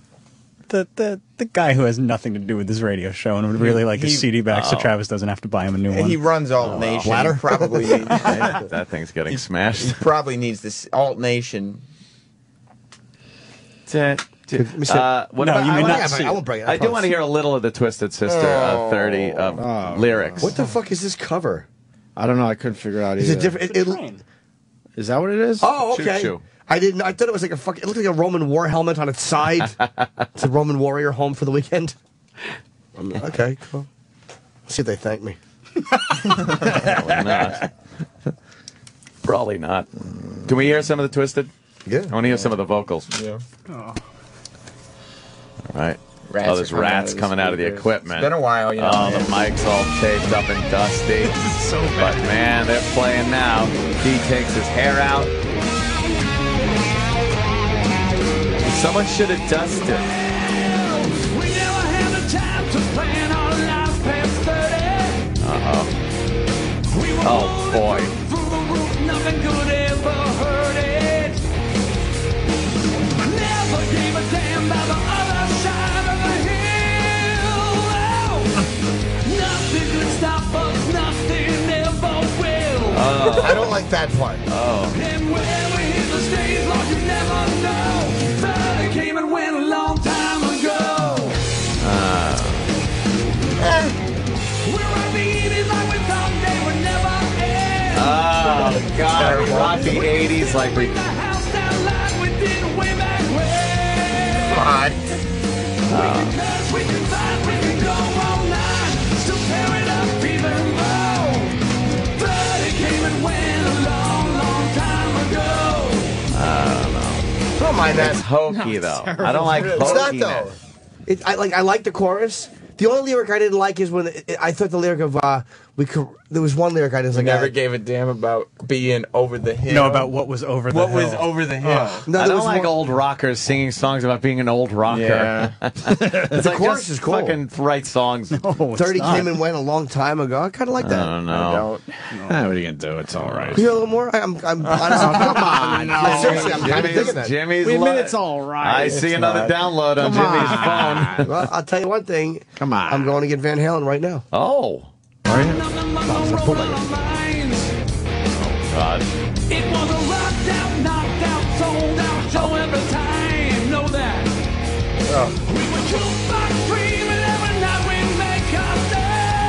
Jukebox Dream?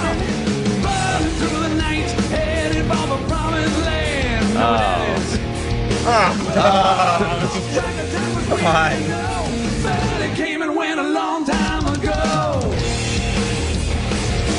Oh my! Come on. Goodness gracious! It's not all right. It is. It's not all right. It's not all right, No, Jimmy. Honestly, it's not all right. It's not all right. I'm sorry. What part lost you right there? It has the lyrical of integrity of "We're back and better than ever." You didn't mind when they talked about the promised land and then he shoehorned in, you know where that is? You know where that is. And then he pulled his sunglasses down and looked over the top. And I didn't see that. I was down. Did I see that again? It's a pussy. It's a vagina. I didn't see that because I was looking at. Well, that means we got to play it again. Just that one part. Let's play a little bit again. It's talking about a vagina.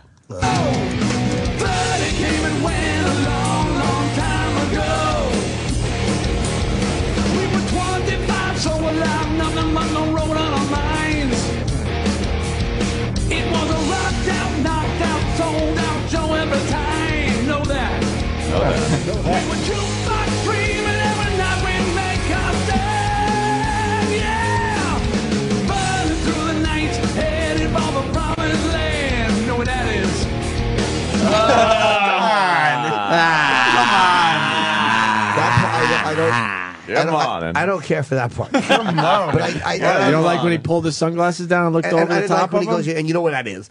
But I didn't talking about pussy. And I didn't like when each band member is like they're doing this live stage shot, but then they'll cut to each band member doing something to camera, not on the stage. Yeah. And the one guy threw like almost like a karate punch, but he's kind of he's 400 pounds now. But I still I'm digging the song. I mean, I don't love it, but I like it. I do. It's not a good song. It's not. 30 came and went a long, You got to get rid of ago. If you like that song, you got to get rid of those sweaters. What's wrong with my fucking sweater? I'm a sweater boy cutie. It's influencing your music. No, it's not. You don't believe I'm a sweater boy cutie? Watch this. Pinches his own cheek. All right. You guys got Black History Month because we're going to break. You got one? You have it. You have it. Today's? Yeah. Oh, we should honor the guy in the parking lot. The flash mob? Yeah. Oh, did I give away the joke? Yeah. Well, yeah. Fuck. I thought that was just a news story. All right, we got to break with this. Long time. I got a joke for you. Wait, is it about the Jews that own the bar? Yeah. For Black History Month, the Opie and Anthony Show recognizes some of the individuals whose contributions have shaped the African American community and changed all of us for the better. Today, we recognize the Flash Mob. For years, the African American community traveled peacefully as individuals. It wasn't until the flash mob that individuals could finally unite, and looting became a team sport. Police in Philadelphia say it's becoming a disturbing trend. Young people using social media outlets and text messages to arrange large gatherings on the city streets. A crowd of young people swarmed a convenience store and in a matter of 3.5 minutes walked out with $600 in stolen merchandise. Take a look at this surveillance video. It's from inside a Dunkin' Donuts. You see a group of young men and young women lifting up and slamming down chairs, pushing past the counter to grab donuts, and ripping open a refrigerator door, then pulling out drinks. 40 people rushed into the 69th Street store, grabbed anything they could carry. Officers arrested 15 juveniles and one 19-year-old, all from West Philadelphia. Thank you, the Flash Mob. Without you, we'd still be stuck for paying for things. Stay tuned as we continue to recognize significant African American contributions for Black History Month here on the Opie and Anthony Show.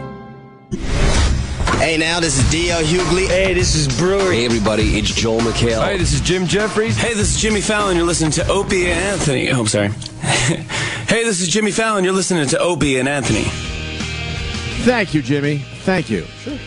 Hey, there's a video on YouTube that's getting a lot of attention. It's called Facebook Parenting for the Troubled Teen. This thing has almost 40,000 likes in less than 24 hours. This fucking video has taken off. It's a father talking to his daughter. He just sets up a chair in the yard and just uncomfortable wooden chair. Yeah. Yeah. Ugh. There's a name for those chairs. I've sat on fists that were more comfortable. Is it an Adirondack or something like that? Oh, Adirondack chair. Yes, I think you're right. Where your butt goes all the way down to the bottom of the base of the chair. Yeah, and then your legs knees are way go up up a in the little air. bit. Supposedly, it's supposed to be comfortable if Really? made properly. You know what? I can see hate that. those chairs. When I shit because I have that thing to put my feet up on, there's something natural about your intestines being on that weird angle. There is something natural about that, yeah. Like you're in a fucking mercury capsule. Or in a womb, yeah. Well, how about he there. places the chair in the yard, evenly? Yeah, it's on a little hill. It's a little. He's kind of leaning. He's listing to the right. Well, let's see if this video is worth playing. Guy sits down with a cigarette, manifesto, Good afternoon. It's piece of paper. February 7th, 2012. This is from my daughter, Hannah. And more importantly, for all her friends on Facebook who thought that her little rebellious post was cute. Oh, boy. And for all you parents out there that think your, kids don't post bad things on Facebook, well, I want to read you one. I took off my daughter's Facebook wall. She thought she'd be smart by blocking her parents from being able to see it. Hannah, you were grounded for about 3 months for doing something very similar to this. And I would have thought, with a father that worked in IT for a living, you'd have better sense than to do it again. But I just spent about 6 hours yesterday fixing your computer for you, upgrading it for you, spent about $130 on software. And today, I run across a post on your Facebook page that you didn't think I'd be able to see. So since you want to hide it from everyone, I'm going to share it with everybody. This is called To My Parents, by the way. To my parents, I'm not your damn slave. It's not my responsibility to clean up your shit. We have a cleaning lady for a reason. Her name is Linda, not Hannah. If you want coffee, get off your ass and make it yourself. If you want a garden, shovel the fertilizer yourself. Don't sit back on your ass and watch me do it. If you walk in the house and get mud all over the floor that I just cleaned, be my guest. But clean it up after you're done getting shit everywhere. I'm tired of picking up after you. You tell me at least once a day that I need to get a job. I love this part. You could just pay me for all the shit that I do around the house. Seriously? Are you kidding me? This guy's a hoot. Every day when I get home from school, I have to do dishes, clean the countertops, all the floors, make all the beds, do the laundry, and get the trash. I'm not even going to mention all the work I do around your clinic.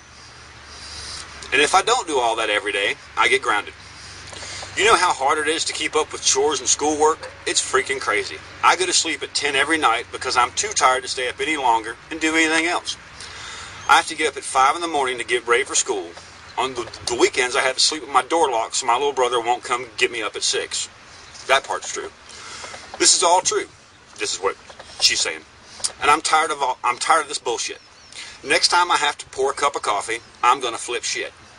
I have no idea how I have a life. I'm going to hate to see the day when you get too old to wipe your ass and you call me asking for help. I won't be there.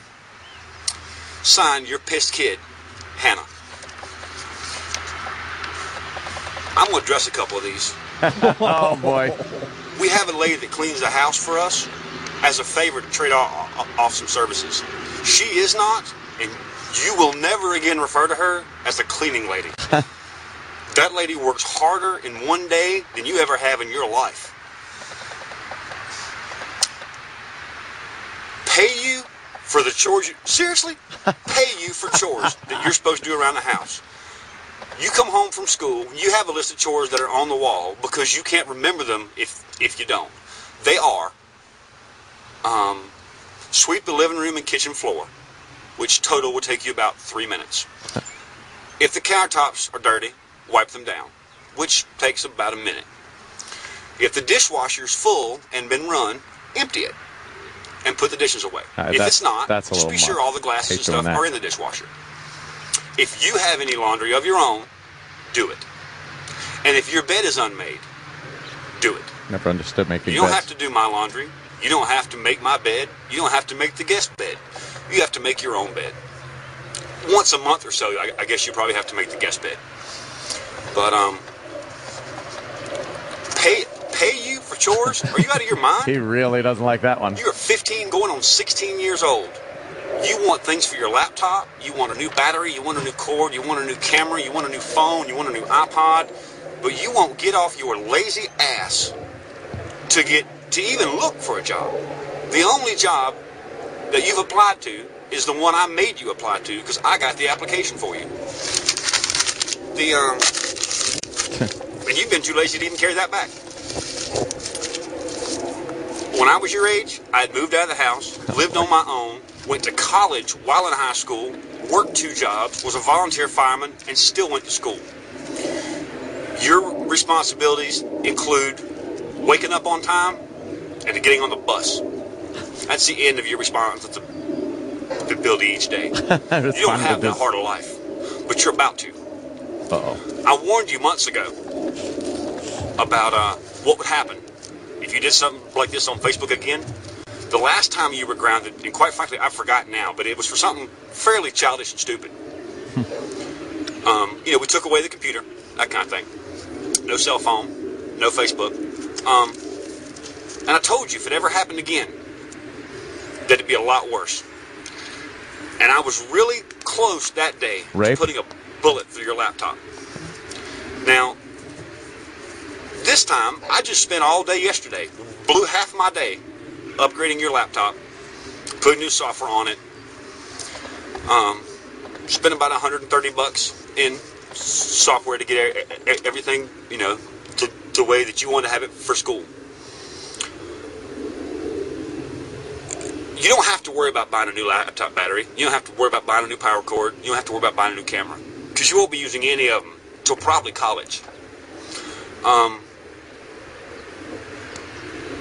don't know how to say how disappointed I am in you and how disrespectful you were to every single adult in your life. But kid, you got it easy. Way easy. It's about to get harder. It's about to get a whole lot harder. It's like a wrestler today. working a mic. Because you're not going to see this, and for all I know, you might not ever see it. But as soon as I'm done, I'm going to post this on your Facebook wall. So all those kids that thought it was cool for how rebellious you were can see what happens. And all the parents may get an idea to put a boot up their own kid's ass. Because all this, there was more curse words in that one post. Just ridiculous. Not happening. Disrespectful to me, your mother, your stepmother, your family, your friends, and yourself. So I'm going to put a stop to it. And I'm going to put a stop to it right now. Oh, boy.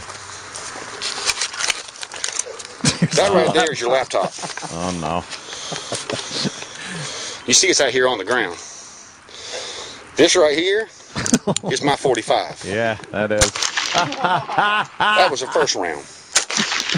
These are exploding hollow point rounds. He's from the laptop. Yeah, and you have to pay back for these too, because these are about $1 a piece. 1, 2, 3, 4, 5, 6. Oh yeah. And after that comment you made about your mom told me to be sure I put one in there for her. So that one's from her. And if I got one left, it's a psychopath. I got 2 left. Now I'm out. So, just for the record, whenever you're not grounded, whenever year that happens to be, you can have a new laptop when you buy a new laptop. And when you pay me back the $130 for the software I spent on yours yesterday. Hope you've enjoyed your little fiasco on Facebook.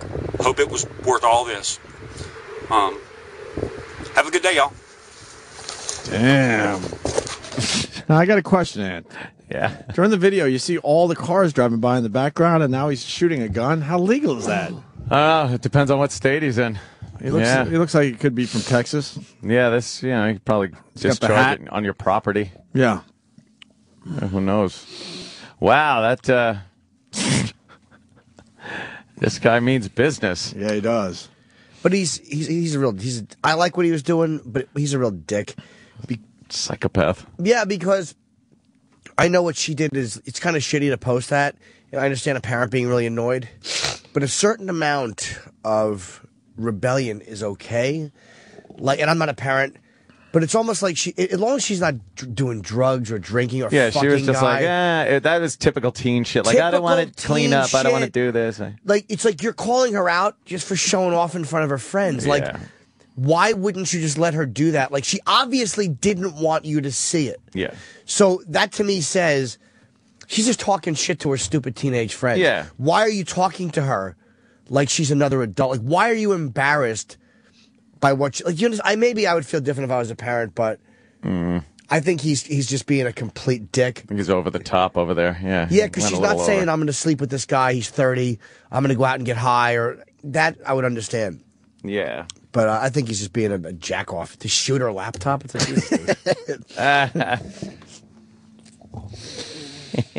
well, there you have it. Yeah. That video is doing very well today. But it's like, all right, your daughter was being a snot on Facebook. She's 15. Yeah. That's the way it is now with social networking. Yeah. She's being a snotty 15-year-old. So what do you want to out-humiliate her? And like Yeah, prove, that's pretty much all he was doing. What? Oh, you're smarter than your 15-year-old? No shit, dummy. She's irrational? No shit. And again, I'm not talking as a parent, so I know that parents might think, maybe I don't know what I'm talking about. But I think kids that age expect everything too. They don't expect to work. We all worked when we were growing up. We had jobs, we had chores, we had a little job on the side, and then we had chores at home. Chores, yeah, sucked. And a lot of these kids coming up today seem a bit entitled. And if that guy came up drastically different, it probably is really frustrating to him. Yeah, but shooting her laptop, it's like, ugh. Yeah, it was a little over. It was the either top that there. or sledgehammer it or throw in the garbage. He went for the a little sensationalism there. Yeah. He knew the video would do well. Oh, yeah. So he's aware of what social networking can do. Yeah, anytime you blast rounds off into something like that, it's going to get some views. Sure. Yeah, I think he's kind of coming off as a bit of an asshole. Yeah, he does, definitely. Because, again, you're calling out a 15-year-old and being snotty. The fact that she has you blocked, it's not saying you shouldn't monitor her page, but if she's just talking shit to her friends, let her just talk shit to her friends. It's like, what do you have to in front of her friends? I don't know. Maybe you do. I don't know. It's hard for me to say without being a parent. He's going to be sitting in that chair someday. She's going to come up behind him with that same gun and just blow his brains out.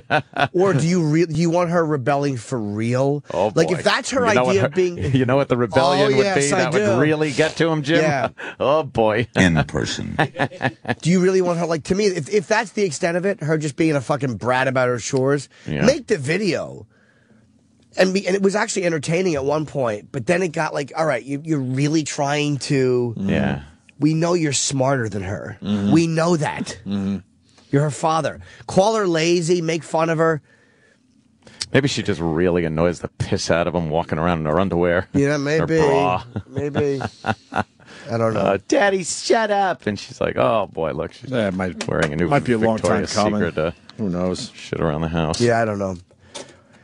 There's nothing worse than a non-parent saying what it's I know that. For parents, that must be annoying. Yeah. Did anybody have any... Well, the phones are lit, but... They agree with the guy? I don't know. They're not. Who's answering the who's phones screening today? We were calling the guy in North Carolina to try to get him on the phone. It's North Carolina? Yeah. What are the gun laws in North Carolina? That legal with the cars going by in the background? They don't have any. Oh, okay. No laws. You could just shoot whatever you want, wherever you want. Really? No, I'm sure there's some town ordinance, but... Jimmy is missing the point. We got Bryce in Montana. Bryce, you're on the Opie and Anthony show. Yeah, Jimmy, maybe I'm fucked up because I got two little girls that I imagine I'll probably be hearing a lot of the same shit before too long. One's 6 and one's 9, so I got a little bit. But he also says that he says in the video that he said he's making it a lot worse the next time. So it's not like this is the first time it happened. Right. So she was calling his bluff, and she got caught. Now in a year or in 5 months or whatever, she straightens up her shit. Yeah, he might get her another laptop, but you don't tell her that now. Let me ask you a question, and this is where I have because it's a social networking thing. It's the equivalent of I would say just of bullshitting with your friends. So it's almost like. Well, she humiliated her father because she was talking shit, and all her friends could see it, knowing that the father can't see this shit. But that's kind of the point. Like, that's kind of what teenagers do. Yeah. But I guess he figures their families can see it too, and well, it's humiliating. I would assume. Well, Well, this is. She took her chance and she loses because maybe, he's an okay. IT guy and he found the message. Well, I look at it this way. I was a fucked up kid. If my kids do half this shit, I'd probably just say, fuck it, do whatever you want, because there's no way I could deal with it, probably. But I was going out and getting shit-faced at 13, 14, and fucking off all the time. And once I could get away with a little bit, you know, my old man bought me a car before I had a license. Well, I figured out as long as I washed the fucker every day when I got home and zeroed out the miles and put a couple gallons in it, he never fucking noticed. Well, pretty soon I got punched in the mouth a couple times because he found out from people I was driving it all over town. You get away with a little more and a little more and a little more. I only got a little kid, but the older parents out there, I can't imagine how you deal with it. We see it just from the interns that come through. There's an entitlement now. Like, we worked our balls off growing up, whether, like I said, chores or you had to get a little job to, you know, pay for your own shit or maybe, in my case, donate to the household. And it seems like kids these days don't have to do any of that crap. You're Danny Noonan? Huh? Well, I had to put my money in the fucking cookie jar, that's for sure. And it was all my caddy money, so yeah, I guess I was that caddy. guy. So I do it as a parent, and see, I'm doing it sometimes, but you want to spoil your kids a little bit. Right. And you always want them to have a little more. But then when you come down and you decide to teach them a little something, and there's just, I mean, my oldest girl's only 9, but if I tell her she has to pay for something herself, she's got like $800 rat hole in her room and she's 9. I'm like, well, so you got to pay for something for $10, and she's just devastated. yeah. We paid for everything growing up. Fuck, I never got money off my parents. Fuck. It's like they get an allowance and they don't have any fucking chores yet. They're 6 and 9, and it's like, what the fuck?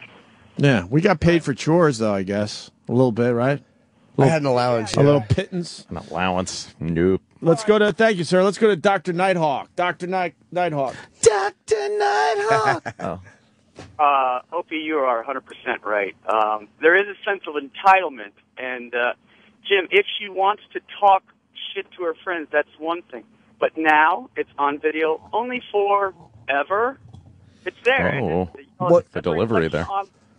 That's a reflection on the parent. Well, she didn't do it on video. She wrote it. But yeah, that's true. It is out there for everyone to see. Yeah, forever. And, you know, what did I raise this child to be this way? It's kind of a reflection on the parent. And, you know, there's a sense of, shucks, I wish I had done a better job.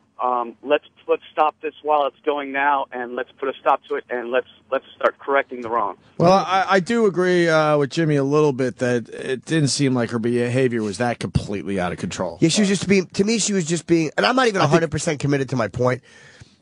It seemed like she was just being kind of a snotty teenager, not like really fucked up. Like, you know, when you see what people do now, they're fucking and getting knocked up, and like, to her, just being a brat on Facebook is like, All right. Yeah, it could have been 100,000% worse. That's correct, but maybe he wants to put a stop to it so it doesn't get there. Let's go to Kerry in New York, who agrees with Jimmy. Jimmy. That's right. No, I'm sorry. I don't agree with Jimmy. Okay. Oh, well, that's why I went to you. That 'cause changes everything. I'm trying to balance this shit. That's okay. If they all disagree, maybe they're It did right. say agree, and now they changed it to disagree, Jimmy. Okay, madam. Go what's up? ahead, Kerry. I disagree. I have a 15-year-old son. His second week in sophomore in high school, he was drinking with his friends. Oh, boy. A girlfriend came to my house, knocked on the door, and told me he's drunk at the Dunkin' Donuts. So this is stuff going on that I didn't even know about. So I wish I had known. I would have taken a shotgun to his iPod. Shotgun to his what? Why? His iPod. And he works one day a week with his father. He has his own bank account, but then he takes money out, and he gets charged $35 because he doesn't have the check. It's not deposited yet on a $20 ATM withdrawal. Oh boy, a 15-year-old should be more responsible with their checking accounts. Yeah, you got to be real here. They're not going to be responsible with checking accounts. Yeah, miss, please. No, and our names are on it, so it reflects on us. And that's just, you know, that was just one thing he did. Then it's the grades, and before you know it, and unfortunately, it's just like his mother. It's a 15-year-old. What are you expecting? They're retarded. I did it, but if you don't stop it now, No, if you don't stop it now, they normally kind of grow up and realize, wow, that's kind of fucked up. But you know, people are trying to treat 15-year-olds like they're fucking 217 adults or something like that. Yeah. All I know right, that lady. Let's go to Bill in Ohio. Bill. Bill. Good morning, boys. Hi, buddy. You know, Opie is right in that kids today feel entitled. My wife has a 15-year-old brother, and he sits on his butt in his bedroom playing video games all day, where at 16, I was working a job 30 hours a week and going to school and everything. My wife had 2 jobs when she was 16. And just the kids today are so lazy and stuff, and I could just hear it in that frustration. But didn't didn't your parents say that about you? It is the generational thing. I'm not working 30 hours a week and while going to school and getting A's in school. No, but I was going to bed at 11 o'clock at night. This goes back to walking to school in the snow. This is the same old shit that you used to make fun of. Every generation. Every generation has their own misery that the newer generation doesn't understand. It's. I'm sorry, my brother-in-law is a lazy fuck, and my wife has even said that. He is lazy. I assume that it would be just tough to tell your 14, 15-year-old that they have to get a job in this day and My dad age. told me to go get a job because I wanted stuff, and he's like, no, you want it, you pay for it. So I went out and got a job, and I worked 30 hours But it goes to Ant's point. It's a generational thing. Yeah. Hold on, sir. We get what we had to do growing up. And obviously they're doing it differently, these kids today. And that's where the frustration comes in. He wants stuff too, and unfortunately, her mom just gives him the money or whatever, and so he's extremely overweight. He's lazy, and he had a job. Yeah, but he's been getting here earlier. I mean, there's no. We're trying, Mr. Nagel. Oh boy, we're trying. Jesus. No, he's gotten better. Oh, I knew that was coming. For 3 weeks. All right, he complained about it. all right already. Jesus, this guy. You made your point. Right. We did find someone that agrees with Jimmy. Let me see what Murph in Georgia has. And Murph, by the way, Jim Norton's coming to Atlanta soon. I know that. Yeah, I'm looking forward to it. I need to get tickets today. Next weekend, buddy. You better. That damn thing's going to sell out. Right, Jimmy? Artistically, yes. Hey, Jimmy, I didn't know about it until yesterday. I'm getting the tickets today. I can't wait. Cool, buddy. But anyway, Jimmy, dude, you could not be more right. I'm a father of 2, and I'm listening to these whiny little bitches talk about their kids and their brother-in-law. Shut up. You know, it starts when they're 4 and 2, like my kids are. It starts with respect, and it goes on until this asshole has a 15-year-old daughter, and he's being a prick on YouTube, shooting her laptop. She can't even watch it. I know that he kind of teased her that she's not going to be able to watch it, but certainly one of her friends will show her. Yeah. Hence, that guy better sleep with one eye open. I want to make this real quick because Too late. I'm nerving out. Yeah, I'll talk to you guys. No, you're all right. You're good. Say You're what good. you got ahead, buddy. Yeah, What? you're good. Jimmy, you're so right. And these whiny freaking parents, they piss me off because they're doing a horrible job, and then they get frustrated when their kids are. You said all that already. Assholes. Yeah, you're just nervously repeating yourself. We thought you had something to add. You're panicky, sir. All right, Murph. Thank you, Murph. Any young girls though that have had their laptops taken away and shit like that? I have plenty of laptops over my house, and I don't judge. So that's just putting that out there. Let's go to Jeff in Floating that. Georgia. Yeah, hey, you guys got to walk a mile in his parents' shoes. I got 2 boots. Where are we going? in the ass. 15 I and 14. would walk. Can I walk a half a mile and then come back a half Yeah, a mile? boots hurt my ankles, sir. Or else I'd have to walk 2 miles just to get back home. Yeah, that's a lot of walking. So it's a half mile there and a half mile back. Tell these douchebags to lick my ballsack. Run! Tell Jimmy happy birthday! All right, go see Jimmy when he's down in Atlanta. Birthday. That was a twofer from Georgia right there. Ooh. Nice. We're tapping into that Georgia market. Yeah, that's really Yes, good down indeed. there. Tell ya. That's what made the phones fucking go crazy today. Whatever. They're still ringing. I guess people made their points. Yeah, people have strong feelings. It is a generational thing. We just remember Yes. things differently. I don't think she was doing anything that crazy. That's what I'm saying. It's like Yeah. but again, it is out there forever, and it is. But she hit it. Yeah. Doesn't When matter if when we were hiding shit growing up and our parents found out, they got fucking pissed. Right? bringing out your gun and shooting her shit pissed should be saved for like you found out she was drinking or drugging or fucking sucking dick or something. But like she just posted some whiny kid shit. Yeah. There was nothing in there that was exceptional in any way. Nothing threatening. Nothing. It was just a pissed off kid that doesn't want to clean her room and fucking do her chores. That's every kid. Yeah. So, you know, maybe he's around the house. She's really a cunt or something. I don't know. But just for that, I think he overreacted. Well, after watching the video, it's obvious she's acting just like the father, so we know where she learned it from. Learned it from you, okay? Because now he's grandstanding and showing this off to his friends. Like, look what I did. This is how you parent. Right? The wife should make a video. You know, my husband made a video here and it was very embarrassing. Right. He should have handled it behind closed doors, I guess. Oh, yeah. And he shot the laptop, and then she'll take a shot, but it's from a larger gentleman. Right. On her chin. Yes. That'll end up online. Yes, here, Daddy. Here it is. Hope you find this video, Daddy. And she's just there at a gangbang. Yeah. Oh, my God. Fucking a black guy in a cowboy hat. Oh, yeah. And he's doing that fucking slappy video. Ah, an alien. Ah! What is that? Oh. Sorry. Who was it? Just an alien floated by. Oh, Egghead? Was that Egghead? Oh, my. All right, we got a break again to sell more shit. Oh, my God. Time to sell more shit. William Shatner's coming in a little bit. Yes. And when we get back, we got to do the parking lot altercation finally. Oh, yeah. You told me about it on the way home yesterday, Jimmy. I think that's a good one. And we got The Rock saying bullshit on SportsCenter. What the fuck's going on? That's right. If you smell what The Rock's cooking. Well, you know, the comedy he likes is harsh. Yeah. What comedy is that? I don't know. Yes, I do. What does he like? I don't know. Yes, I do. I'm not fucking doing it. What does The Rock like? SBC. SBC. Yeah.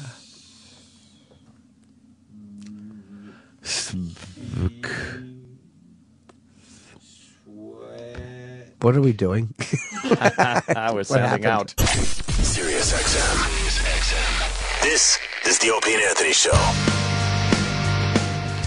We got William Shatner coming in about a half hour. Yes, I have very important things to ask Bill. You do? Bill Shatner, yeah. Like what? You know, it's about Nightmare at 20,000 Feet. Highlights on episode. Yeah, I got a couple of questions there. I was watching it during one of the marathons, and something really bothered me. Maybe he can help out. He's always been very enlightening when I bring up past TV shows he's been in, as far as enlightening us. He hates it. Oh, does he? Oh, I didn't realize that. Hate it. Shatner's World on Broadway. Yes. Yuck. What do you mean? Oh, is that what he's promoting? It's his one-man show. It's amazing. Is it amazing? As a Renaissance man. Sounds awful. He's talking about his career. It sounds awful. Why doesn't he just talk about his career on our show? Why do you have to go to Broadway? Because then nobody's going to buy tickets for our show. Oh. Mm-hmm. Ah. Can you still smell what's cooking after all these years? I can, in fact, yes. What's it smell like? Right now... Beef and cheese? No, settle down, please. I'm going to tell you. It smells like blackened Chilean sea bass with mango on the side. All right. How about that? Sounds good. And that's bullshit. And we haven't found a gym yet, right? We haven't found a gym yet. We'll have to wait for you. And this is live, by the way. Yeah, it's real live. Oh, he just said bullshit? Yeah, you're playing the sound effect over the part where he said bullshit. Oh, and that was the whole reason we were playing that? That's right. Oh, where was that? Whoops. It was right when you were playing the sound effect. How long ago? A little bit. Fuck! So where do I go? Back 10 seconds. I say back to the Can you beginning. still smell what's cooking after the years? I can. Oh, geez. You should have just played the clip. All right. How about that? Sounds good. And that's bullshit. And we haven't found a gym yet, right? We haven't found a gym yet. We'll have to wait for you. And this is live, by the way. Yeah, it's real live. We'll fix that. So The Rock says bullshit. Who cares? Bullshit. Wow, that's What channel was it on? ESPN. It's cable. Oh, please. Who cares? That is that shouldn't even be an issue or a story or nothing. That's just a guy saying Are we getting The Rock? a word. No, he's not doing serious. He's not doing any radio. We said yes to The Rock. I know. He said no to radio. Oh. Last time I talked to him, not only did he say the F word, but he told me who his favorite comedian was. Jimmy Norton? I didn't say his favorite. He likes Jimmy Norton, but he won't come in and do the show? Well, I don't. I probably just said no radio. I'm sure he would if he knew, but yeah. we're radio. Right. That means he's saying no to us. He's a fan of Jim's. All right, we're on bad terms with The Rock again. Well, just let him know I'm a part of the show. He might not know. He might want to wait for until I'm here. Oh, maybe. Let him know I'm part of the show. I'll bring in the Hollywood celebrities. You will, Jimmy. You will. Yeah, I'll bring one. You think The Rock and CM Punk sit together and watch your tapes? Oh, I guess. I mean, why wouldn't they? Yeah. That's so You cool. like that? Yeah. The wrestlers like me? I wish they liked me. Yeah, well. What's this parking lot altercation? Large black guy, very angry at a white guy. And the black guy's with his girlfriend, or I don't know what their relationship is. And apparently what happened was one guy, what I found out was they were both going for the same parking spot. So I'm going to say that the white guy was probably waiting to do it, and the black guy looks kind of thuggish and gangster. He probably just cut in and, jumped in front of him. Right. And the white guy walked by later, he threw some kind of a coffee on the black guy's car. Oh, boy. And the black guy saw it and is following him out of his car to make him get a towel to clean his car. Oh, man. So I don't know how this will play on radio, maybe terribly. I don't know. Well, I got a few clips. Because how long is this video? 7 minutes, but it goes into a rap song at one point. I don't know why whoever did the video covers it. So we could skip around if we just use the video portion? Yeah, but it's just worth it to hear a little bit of the yelling. Go to the beginning, Sam. I'll smash your face. Get some. Please. I'm getting something. Could you please I'm very sorry. Please. Get it there, no. Oh, boy. That doesn't sound good. Man, bust your fucking ass out here, fuck, nigga. Man, go down. Go wipe me down. Go wipe my shit down.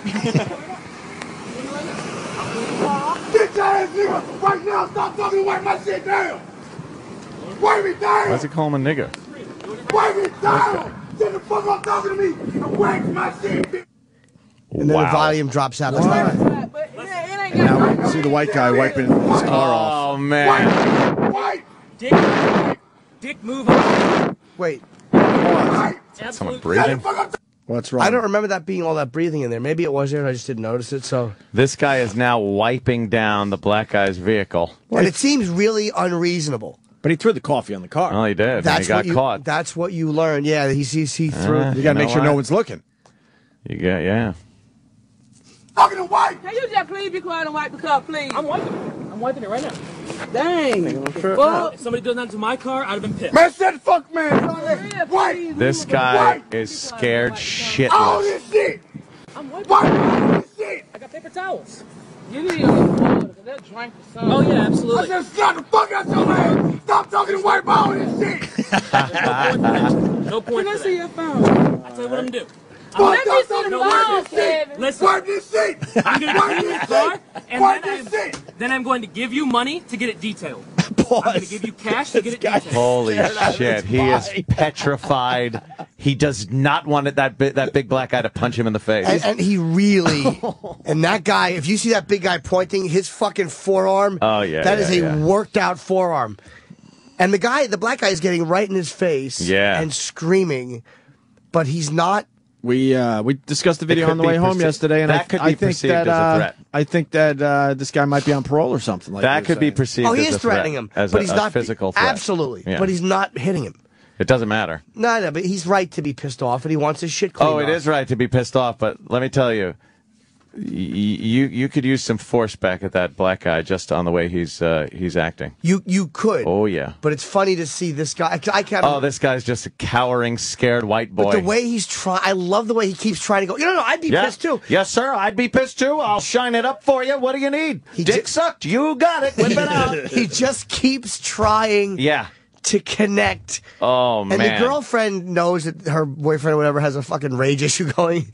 And then he tries to play because he tries to get him to squirt because I guess the coffee or the mocha drink is drying, which makes it harder to clean. That's the sugar. Yeah, the sugar's You're drying. not talking to me and wipe this shit, fuck nigga. You think I'll wipe your bitch ass?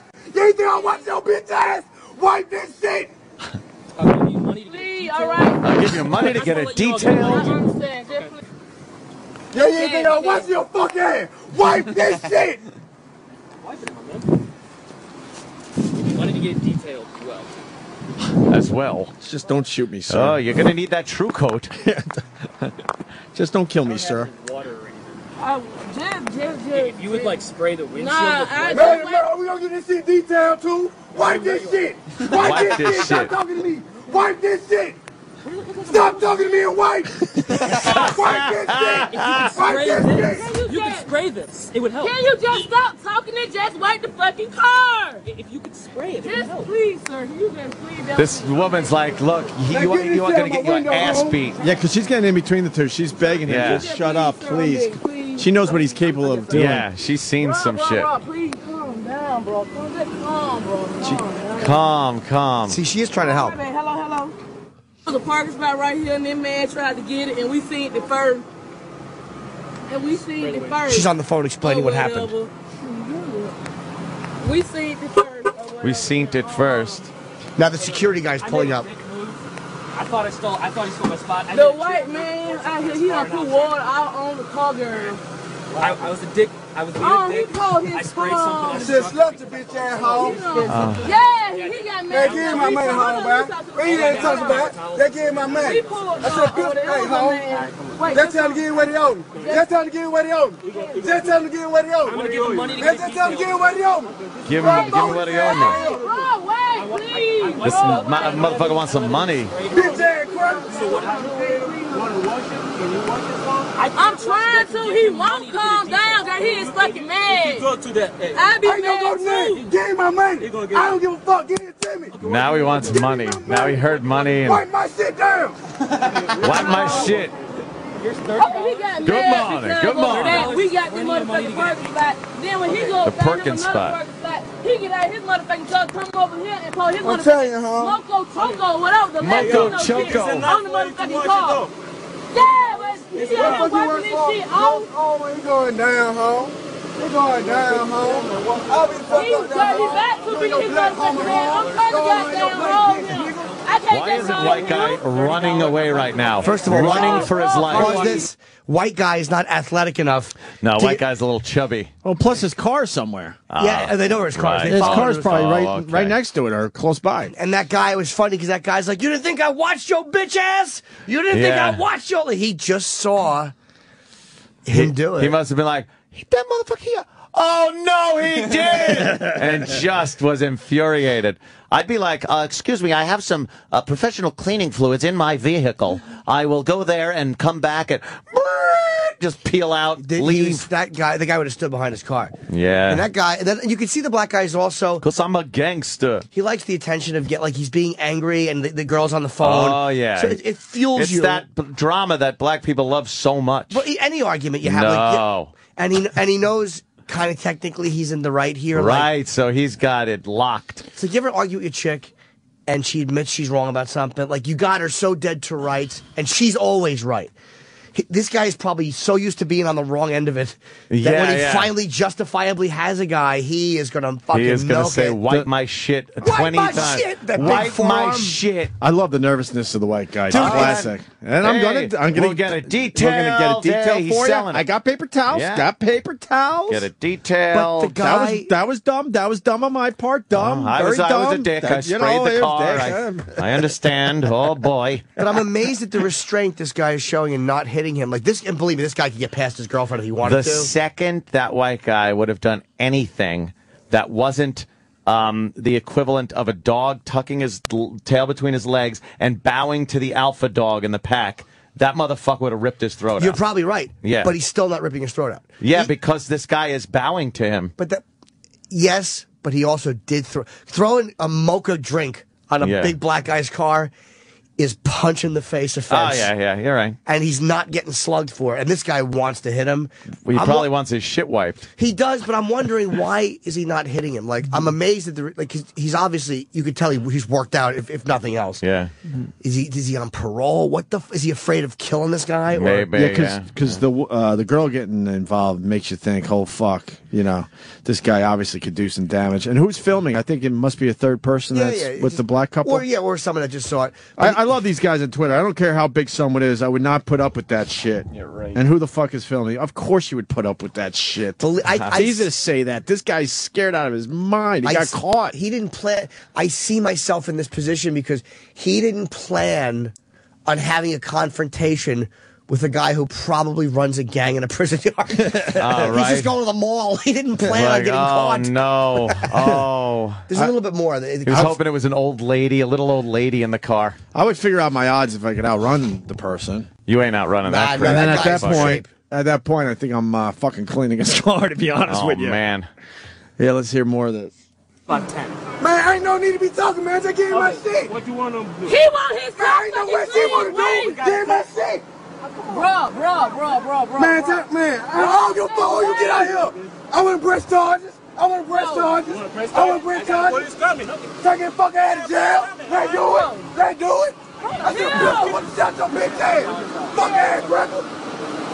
Now you going to jail today. You want me to sit down, now you go to Rice Street, hoe. Fuck you talking about. Let's show you how we doing down here in Georgia, baby. Fuck you talking about. What? We had them walk inside the mall, but Kevin was still standing right there. I know, hey man, shit. Wipe my shit. Hold on, man. I'm trying to stop there. Hold on. Bro, come on.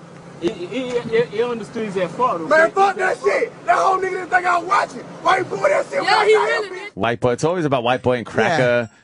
It's called nigga. Right there, the cops applaud. You turn the volume down. He gets close to the guy, and he kind of pokes at his head over the shoulder of the security guard. But he doesn't hit him. But the cops are coming up.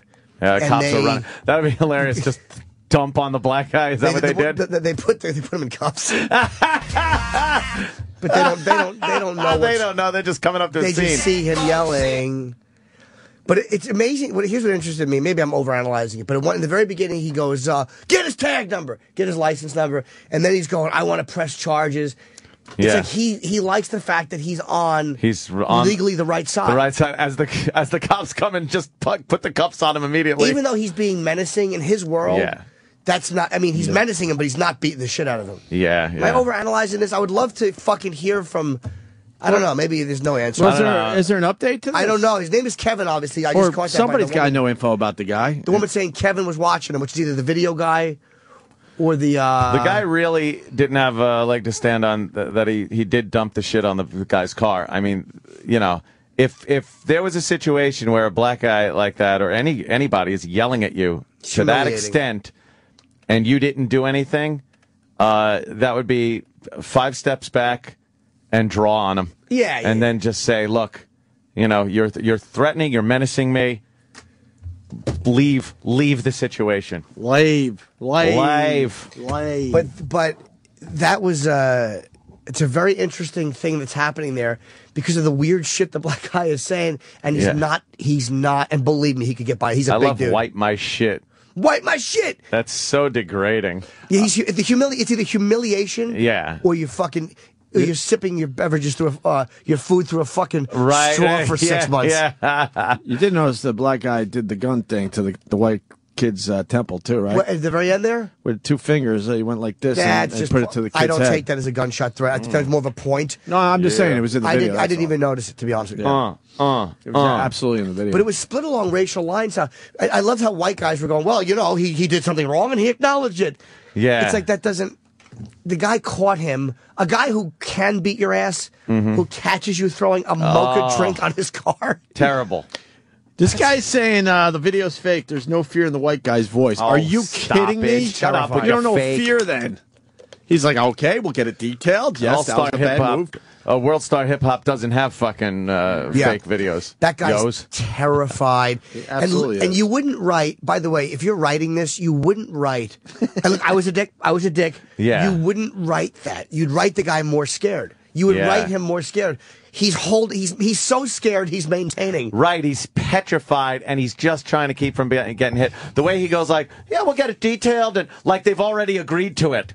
You know, and they're like, yeah, we'll get it detailed. Everything will be good. He's just saying whatever he can, hoping something sinks in. Wipe my shit! Wipe my shit! Wipe my shit just sounds like suck my dick. It really does. I wish we could get an update on this guy. If we could have Travis or somebody search for I'm really curious. What happened here? Who this guy is and what happened. He's not quite Epic Beard Man, is he? No. I would love to get an update. I'm really curious. Yeah, someone's got to know something. Wipe my shit. Someone's saying, this guy or girl in New Mexico, Renee, I think. What's up, Renee?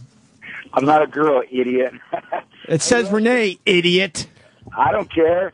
Hey. How the fuck do I know you're not a girl if it says Renee from New Mexico, you idiot? You got a girl's name, you dope. And until I hear a man's voice, I'm going to assume it's a fucking lady. Ooh. Now, what do you got for the show, idiot? Well. All right, idiot. Hey, Anthony, did you actually say I'm going to take 5 steps back and draw? Someone's going to take your gun from one of these days and beat you on the head with it. You hate shit. Quit acting like you're a badass. Ooh. Wow. Oh, really? Really? Why? No doubt in my mind that somebody could disarm you, Anthony, and beat you on the head with your own gun. Oh, really? Really? Whoa. And how do you draw that? How do you draw that conclusion, sir, just based on hearing me on the radio? Well, I've seen you. You're not very menacing at all. You're not. Oh, shit. Yeah, I'm not very menacing at all? What does that mean? Oh. What does that mean? What does that have to do with being able to handle a firearm, sir? Neither was Bernie Getz. What does not being menacing have to do with handling a firearm? You already admit you're a pussy, so I'm just saying, don't act like you're going to draw on somebody. You're not. If my life feels threatened, I absolutely would. He would have been threatened at that point, though. He wasn't threatening that guy. That is a threat. That is a perceived threat. That is a perceived threat on your life. It doesn't necessarily have to be actual physical contact. Believe me, I know all the deadly physical force laws, my friend. I know you cops with that. But that's a reason to draw a gun on somebody because he's yelling at you? Ooh. Not just yelling. Damn. That guy was coming up. He was very menacing and could have at any moment could have at any moment been a deadly confrontation with that gentleman. That wasn't deadly, Anthony. See, that's what I'm saying. You find that deadly, that makes you a pussy. Oh, shit. That's it. I'm a pussy. Well, Renee. Well, girl cunt name. You have fun. Yeah. You have fun then and think what you want and jerk off to me being a pussy or whatever floats that boat of yours. What I want to do. I'm going to jerk out. Yeah. Well, obviously you're fucking queer for me. What's the matter? You picture me, the little twink that can't handle himself. Renee sweeps in and saves me. Is that what would have happened? You would have swept in and saved me, Renee? Is that your fucking fantasy? Your fucking queer fantasy? Is that it, Renee? Ugh, you're disgusting. Shut up. You know nothing of me and nothing of being a real man. Go suck a dick, Renee. Hey, Renee, bet that didn't cost you much in school. How many times did you get punched in the face? Hey, Renee, was there a girl in class that was also named Renee and the teacher didn't know? Which girl is Renee? This guy. Oh, that's me and I'm a guy. Shut up, pussy. Pussy. Hang up. You might as well. What? That's all you're doing is hanging up by not letting me speak, you fuck. You spoke already, pussy. Oh, I'm a pussy. Yeah, you are a pussy. Fuck you, you fucking East Coast faggot. Oh, now we're going to East Coast, West Coast. You're not even West Coast. You're New Mexico. You're landlocked, you fucking fruit. Shut up with your coast shit. Coast. A coast needs water. Shut up. New Mexico, really? Oh, you're hard. Wow, you're badass. I bet there's 20 Indians within a mile of you that beat your ass on a daily basis. 20 drunk Indians can beat you up. Shut up. Yeah, fuck you. You're a pussy. I'm a pussy. Yeah, you're a pussy stuck in a pussy fucking place. I'm a pussy. You are. You are. What do you do for a living, faggot? I do radio and comedy. His phone is... See, I'm confident in myself. It don't matter what you say about me, because I know I fucking... No, apparently it does. You want to be heard on our show. Why don't you be heard on your show? Oh, that's right. What do you do? What kind of menial labor job do you have, sir? Opie, I'm sorry. I didn't run an Opie and get lucky. I'm sorry. Oh, is that it? Well, the guy knows my whole biography. That's nice. I don't know you from a fucking Renee in the wall. Oh, shit. You fag. Hey, the jerk store called, and they're all out of you. Oh, shit. I nailed him. I nailed him. Nailed him. All right, we done? Yeah. All right, thanks for that. Jerk store! I think the white guy's in the wrong there. Oh, he is. Absolutely. He absolutely He's is. lucky. He's lucky all he do is fucking get some paper towels out in the end. I'm just really interested in this black guy and the fact that he didn't do what you think he would have done, which was he wanted his stuff watched, but I mean, in that moment, you're so angry. What you want to do instantly, you is think he haul would have off. just belted him before he said a word. Anyone would carry on like that, but what's suspicious is the woman getting involved. Like, she knows a lot. Like, she knows, like, fuck, he just got out of jail, or he's on parole, or something. Because she's, like, really nervous. Like, come on, let's make sure, this doesn't get crazier, because I don't want to lose him. Yeah. To whatever. I would be interested in hearing. Quick break, and then William Shatner. Let's do this. Chop, chop. Yeah. Sirius XM. You're listening to Opie and Anthony. All right, William Shatner making his way down the hall. God damn, does he look good for his age? Nah, he looks good no matter what. And he's walking in. He's walking in as we speak. Yes. The great William Shatner. There he is, William Shatner. I used to be. The great William Shatner. You're greater than ever, I believe. How are you, buddy? You know what? How are you? I made a faux pas. I said, William Shatner looks great for his age. And then I went, no, he just looks great. Oh, my God. You look just great. Well, I feel I'm on top of the world. You are. You're conquering all types of entertainment avenues. Yes. You're all over the place. I've conquered everything. Yes. TV, music, movies, of course, and now a live show. Don't forget the porn. Well, yeah, Porn. of course. Did you ever conquer radio? I don't know about conquering radio, but I started off in radio. You did? Yeah, I did radio drama, radio the things. I did all kinds of radio in Montreal. With the Foley work, where you had to make the noises and stuff? With the Foley, yeah. I only know that word from Anthony. I just know it as the noises you got to make. The noises. Yes, the movie noises and radio noises. Yes, you're riding into the sunset. And now, Kimosabe. You did a few westerns in your day, and Yes. you're an equestrian. You like horses. I am. We do radio and horses and horse shows and raise money for kids. You still ride?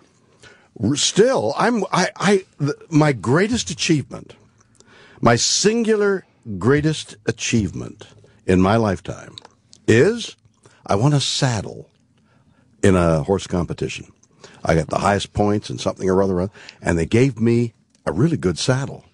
And I use that saddle, and it has high point winner on whatever it is on the, and it's no award that I've ever received equals the prestige and the value of this saddle. Of winning that saddle. And my wish for years was a belt buckle.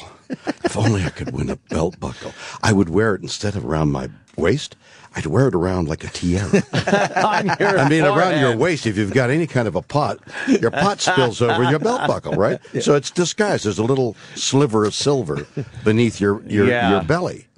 But on your head, that is especially if you've got lights on it, like twinkling lights. What type of your belt buckle? It would be beautiful. What type of competitions? What type of competitions? Do you Reining. Yeah. Do you know that? You're nodding your head like the New York boy knows what I'm talking about. No, reining. I got it. I was in Jersey. We have it. No, I was raised out in San Juan Capistrano. And I did a lot of riding when I was a kid, a lot of Western. I did Gymkhana, pole bending, barrel. All right, so then you know what I'm talking about. Yeah. Sliding stops and where four turns around, changing leads fast and slow. Yes. Yeah. All the cleaning. I'm winning. At my age, I'm against 18-year-olds who were born in a saddle, and I am knocking on the door every time I'm on a horse. Reining all about control. It's a dressage. It is control. When did you win the saddle? A couple of years ago, and I won a belt buckle this year. Oh, you did get your belt buckle. You got the belt buckle.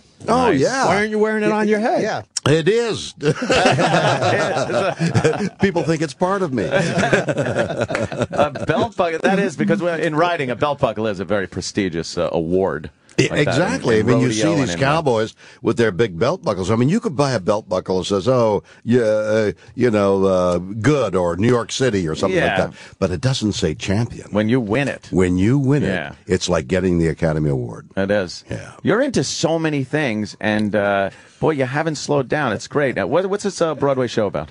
Listen, you and we've all become buddies over the years I coming thought you in were here gonna say big stars. and talking, and so the interview becomes something about myself. Right. And I tell you an incident and try and intrigue you into whatever it is I've done and that I'm trying to acquaint the public with. Like the last time we were talking was about my record. Yes. Well, many of those stories are amplified, are really interesting. They're aspects of my life. Like, for example, you were talking about the riding. Well, I tell a story about a horse that I bought that was the most glorious horse that ever was. His name was Great Day. And how I made him into a breeding horse. And once he became a breeding horse, they started putting pawing chains on him. And then they put kicking chains on him. And they put poles on him to keep him from savaging himself because he would get so agitated. And this gorgeous animal that I had fallen in love with, I finally incarcerated in solitary confinement. And then he died. But he died in a particular way that I tell in the one-man show. Jeez. And it's poignant. And that's just a moment. Did he die in a funny way? Oh, Jesus. Well, no, it wasn't funny. And you're always looking for the laugh. I don't know, with his legs up in the air or something? This horse reared. Oh, it's poignant. At the last, poignant means sort different of than sad, funny. right? Yes, I know. Sorry. There's somebody in your staff right now like a P-O-I-N-G. Maybe they're not going P-O-I-G, they're going P-O-Y. Right, exactly. Maybe I should have picked up on the poignant part. You know what's so listening ironic? would be really good. You know what's so ironic? Bill, for so many years, I have watched Bill and his crew being in chains and captured by some alien race. Yeah. And you, through eloquent speech, kind of talk your way out of being locked up and enslaved and chained. And then, ironically enough, your own horse suffers one of the fates that you did in many Star Trek episodes. Isn't that interesting? Yes, So yes. I want to plug where it is, by the way. February 14th through 24th, Music Box Theater. Tickets are at shatnersworld.com. It's on Broadway. It's opening in a one-man show on Broadway, February 16th, through the March 4th limited run. Can we go? And then I'm on tour. Yeah, of course. You all can go. Free? And come. And listen, the tickets aren't very expensive. And this show is so successful that I think you should invite a large number of the members of your audience. Yes. I would love to go see it. Yeah, absolutely. Over the years, I think people have realized you are a fantastic storyteller. I think during when you were doing the talk show and seeing you in public and doing interviews like this, you realize that William Shatner is a very good storyteller. No, you used the word fantastic. Why don't you stay with fantastic instead of descending to good? Yes, no, but really, it's a mediocre. I mean, where are we going with this? It's downgrade. It's fantastic. You were very funny, by the way, on the Zach Wild roast. Your video was hilarious. Oh, that's great. He did a very, very in poor taste video. It was very funny. Well, Zach Wilde is quite a character. And, talking about characters, on the Charlie Sheen roast, which I was on briefly, to see Patrice. Yeah. I don't know whether you know this, and forgive me as I tell it to you. Patrice O'Neill was, in my opinion, sensational on the Charlie Sheen roast because, first of all, he lay across the dais in fatigue. We didn't understand that. And he just laid out in absolutely realistic terms, which were so funny, the idiocy of doing a roast. Okay, so that was funny. And then he talked to me personally on the air, what are you doing? And I answered him back by saying, what you're doing right now it's incredibly funny because it's so real, because nobody else is going there. Okay? When we went to get our cars, he was there. And my wife Elizabeth and I and he engaged in a very serious conversation about his diabetes and about his sort of giving up. And she put her arms around him and urged him not to. And sobbing, Patrice, sobbing, three of us, tears, we parted. In that instant, we had become so close for a second. Wow. and then we left, and then that story. He told us that story. Did he really? It did affect him a lot. Yeah, we were very close to him. yeah. That did affect him. He made a lot. fun of it a little bit, but you could He tell joked about it, but he was it touched really by got it. to him. Well, that's he was touched interesting. by the story. I didn't know that. Joke. There you are. The comic's instinct to joke about this incredible moment when we urged him to take care of himself. Yeah. And he said his body was going to quit on him or something, That's or right. break That's down. what he was saying. And it really affected him, and he really thought about it, and he heard it. He listened to his body, and he realized, some instinct in him realized that he was going to go. If you could, would you shoot him in a photon torpedo case down onto the Genesis planet, and then perhaps we You could see, take the him instinct back? is there. Get away from the death. The people don't want to hear about that. No, he doesn't you've like it. always cheated He gets death, uncomfortable. is what I'm saying. You've Cheating always death. cheated death. And I was just wondering if you would send him down to the Genesis planet if you had the power. See. No, Yes. I would that's a resurrect him into a... Out of all the comics I've known, he is the most human. You're so bad. But I tell you, a laugh line, and he would have them. A laugh line is a work of art, isn't it? I mean, a good joke is everything. Yeah. I mean, it's like a fine painting, a good joke. We were. And we by had a the bunch way, of I comics. strive to find them in the one-man show. Yes. So seriously, Good luck finding him on try. this show. Let's not forget about the show one-man itself show. is a good joke. I think. Yeah, I'm sure your show will be great. And I would love to go and then go backstage after and go, Yeah, Bill, come backstage. Good job. Absolutely. And you'll go, Jim, thank you. I'm glad you came. And I'll go, okay. Oh, it would be. And that Patrice story, I believe, was poignant. It was pointed. Yeah, there I'm you gonna are. go back. I just Very want good. William to know I know the word. Yeah, I wish Try using a word like that every day. Yeah. his And what I was getting at with the horse, because, Animal House, the horse died silly. So I Right. thought you might have had one of those things happen. No. even though The you horse loved the horse died. so much. The horse died noble. Noble. You see. Oh, okay. I know what noble means. Got a last. Well, you are. Thank you. Yeah. I'm noble. Got to be a proud horse again for the last time. Oh, That's exactly the way the that story is goes. Good. Really? That Yeah. is good. How long is the show? The show is 15 minutes? 94, 97 That's perfect. minutes. Hour and a half. Yeah. It's perfect. And no intermission. How long have you been rehearsing it?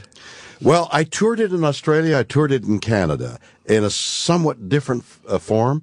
But when I was asked to come to New York, I honed it down. I leaned it down. I'm being held to a different standard. And it's somewhat different. Basically the same, but somewhat different. And the audience reactions in both those other countries were superb, which is the reason why I was invited down here. So I've got my fingers crossed that the New York audience will accept me in the same way. I'm sure they'll love it. Do you use video too, or pictures, or is it just I do. spoken There's word? some projection of events and things like that. For example, riding bareback. I had to do so in a movie, Alexander the Great. Well, now, come on. There's other There are definitions. others, definitions It might of be a bareback. generational thing. Actually riding No, bareback. riding bareback sort of spans the generation. Yes. There's a commonality among us all about the bareback. Yeah. But riding bareback on a horse presents a number of problems. Yeah. Some are obvious, and some are not. Like getting up. How do you get on the horse? It without does steering? take a good swing. You grab onto that little piece of mane and just swing your legs up. Yes, but what if you have a cape and a sword and a skirt and a boot? And Right, that's a little presents rough. a problem. And what did the Greeks, because this was Alexander the Great, what did the Greeks wear under their kilts? Yeah. Oh, wow. Yeah, that gets you a little... see, it gets a little touchy. Did they wear nothing under their kilts? Well, who knows? That was 2,300. What do Scots wear under their kilt? Yeah. I notice I've got all your attention now. Your attention was wavering when I was talking about nobility and poignancy, but talk about getting what do Scots wear under their kilts has got your riding a attention. horse bareback and without any undergarments on, that would be a little messy. chafing would be awful. Especially, if you're the proud possessor of a big large sword. Oh, that is true. Yeah. They You did gotta it in watch China out. for centuries. Nobody noticed. When they got to Greece, it was a problem. Because I could attest You mean those that- horses were small? Yeah. Right. I could attest that even with pants on and the proper undergarment, you still sometimes, if the horse takes a misstep, you can get hurt down there. Yes. Now, in your experience as a equestrian, Men get hurt. I mean, a horse stops suddenly, and you can't ride for several minutes. That's, right? What do women get pleasure out of it? Well, I have. When I was riding, it was at a stable, and there was a lot of there were girls there, and they would ride bareback a lot. And scream. It did look like they were in enjoying ecstasy with the themselves. horse. Yes, the guys would ride bareback, and you'd be grimacing the whole time. Because your and tail's girls getting are beat just up. having fun. No, trot, damn it! You know, and they hit the horse. And then you got to tell her, get on top of the horse. She's like, oh, Jimmy! You know, those little mishaps. Did the girls lean forward just slightly? They would, for their pleasure. Well, are you imagining? Are you imagining with some poignancy what it used to be like? Yes, I am. Sir. It was very hard for a guy. You would literally have to squeeze with your legs to keep yourself off of the back of the horse a little bit. Well, that squeeze with your backbone. knees. Some horses' backbones are ridged. Rather than having a coating of flesh so it's soft, there's a ridge there that gets in your way a lot. And if you get a slightly rotund horse, the back will be a little flat. And you could actually sit on there with a little more comfort. That's right, and then slide off. And slide off, yes, yeah. Well, there are the pluses and minuses. I'd rather slide off than have that ridge up your ass. You ever break bones riding? Oh, my gosh. One of the stories I tell is my wrecking my leg. A horse falls on me. Have you ever had that? The horse rears up, and it looks like it's going to crush you and die. And at the last instant, it fell over and landed on my leg. Now I've got my leg, and I go to get the horse rolls one way, I roll the other. I go to get up. I can't get up. I rise, I fall. I rise, I fall. And that moment, years later, informs me on how to play a critical scene in the movie Star Trek. Oh, man. Is that an interesting story? Which movie? Well, I'm not going to tell you because you got to come and see the show. I got to guess. Can't you give us a critical one scene? He won't give us one story. No, he's just teasing. Well, That's what he I'm teasing you the story. How about trying to land a a tail dragger airplane for the first time? I've been taught how to do aerobatics. Okay, I'm checked out in aerobatics by a military instructor. I've done a week. They've sent me up solo for the first time. Wow! In a pit special, which is an aerobatic airplane. The sun is setting because the light is good, and you have to land. And the only way you land a tail dragger is by lining up on the runway. And then when you're over the runway, you look down to see if you're on the runway, and then you go, and then you land. Wow. Because, as you can imagine, you're in a flare position, the nose is high, you can't see in front of you like you can in the Cessna, which lands on a tricycle. On strike gear. Oh, my God. And I missed the runway. So you're off the runway. I'm off the runway. But he's not going to tell us what happened. No, because the sun sets. We know you lived. Well, now the answer to all these questions are at the Music Box Theater. He's always the best. Starting February 16th. February 14th. We had the 14th. February. Well, that's the previews. 14th and 15th. Oh, okay. Are the previews. I open February 16th, and I run until March 4th, and then I begin. Week after that, a 15-city tour. Are we invited to the? You are invited. The 14th through the 16th. Invited. Right. Can I ask you this? Please. When the horse fell on you, what injuries did you get in real life? They mashed my leg, and I was taken to a hospital, and there was an adventure there too. Did you tell at the music box? Yes, I'll give you the line that Patrice would have loved. Okay. I'm asked to pee in the bottle. And I'm sitting, I can't move. So I'm sitting on the edge of the bed peeing into the bottle with the curtains closed, and the curtains open up. And a nurse looks at me. She looks at me. She says, "Oh, my God, I'm your biggest fan." Does it sound like a fun show? Yeah. Eh? Does it sound like a show you want to go see? It would have been a better story if it was George Takei. No, that's a different story. I would absolutely go. That has a poignancy to it that I don't. You talk about your career, too, obviously, some career stories. I go through my life and tell you incidences. You know, the questions of who you are, what you are, why am I here, they're all rhetorical questions because there's no answer. I mean, why are you here? I don't know. Yeah. But if you were to say, well, this is what I've done, this is what I hear, what I used to do, this is what I'd like to do, you figure it out. Why am I here? Mm-hmm. And essentially, that's what I'm doing. I'm giving you aspects of my life that I think are interesting, a couple of which I've just mentioned, and then perhaps you can help me come to a conclusion. Who am I? What am I? Do you take time off? You're very interesting to me because you work, like every time we see you, it's a new project. It was the book Always and different. the CD last time. Always different. Now too. it's this time. It's this TV project. It's like every time you're doing something. It's like what an amazing life to always be doing. It is, and that's what I mean. To me, it's like ordinary. A few weeks ago, a couple months ago, on a Thursday, I was directing a documentary on the last Xena convention. Okay, and the people who go. I flew on Friday to New Orleans and did a speaking engagement on Saturday in New Orleans. Flew back Saturday night to Los Angeles and continued filming the Xena convention on a Sunday. Now, that to me is like, that's my life. You enjoy that, though, don't you? Well, yes and no. I mean, I don't want to go from home. I want to be on a horse. I want to be with my wife. I want to be with my grandchild. But that's my life. And here I am doing reams of publicity. It's 4 o'clock in the morning for me. Getting up at 7 o'clock in the morning is 4 o'clock in the morning for me. I'm up at 4 o'clock my time in order to tell you guys I'm doing this one-man show, which is, scary. It's scary going on stage at the Music Box Theater alone. Yeah. But all I've got is the proof that it worked before. It should work again. And you're a legend who doesn't. That's the amazing part. Is you for many years could have relaxed and done nothing, and every time it's not just a new bullshit project. It's like a really involved work. Like a one-man show is a real thing.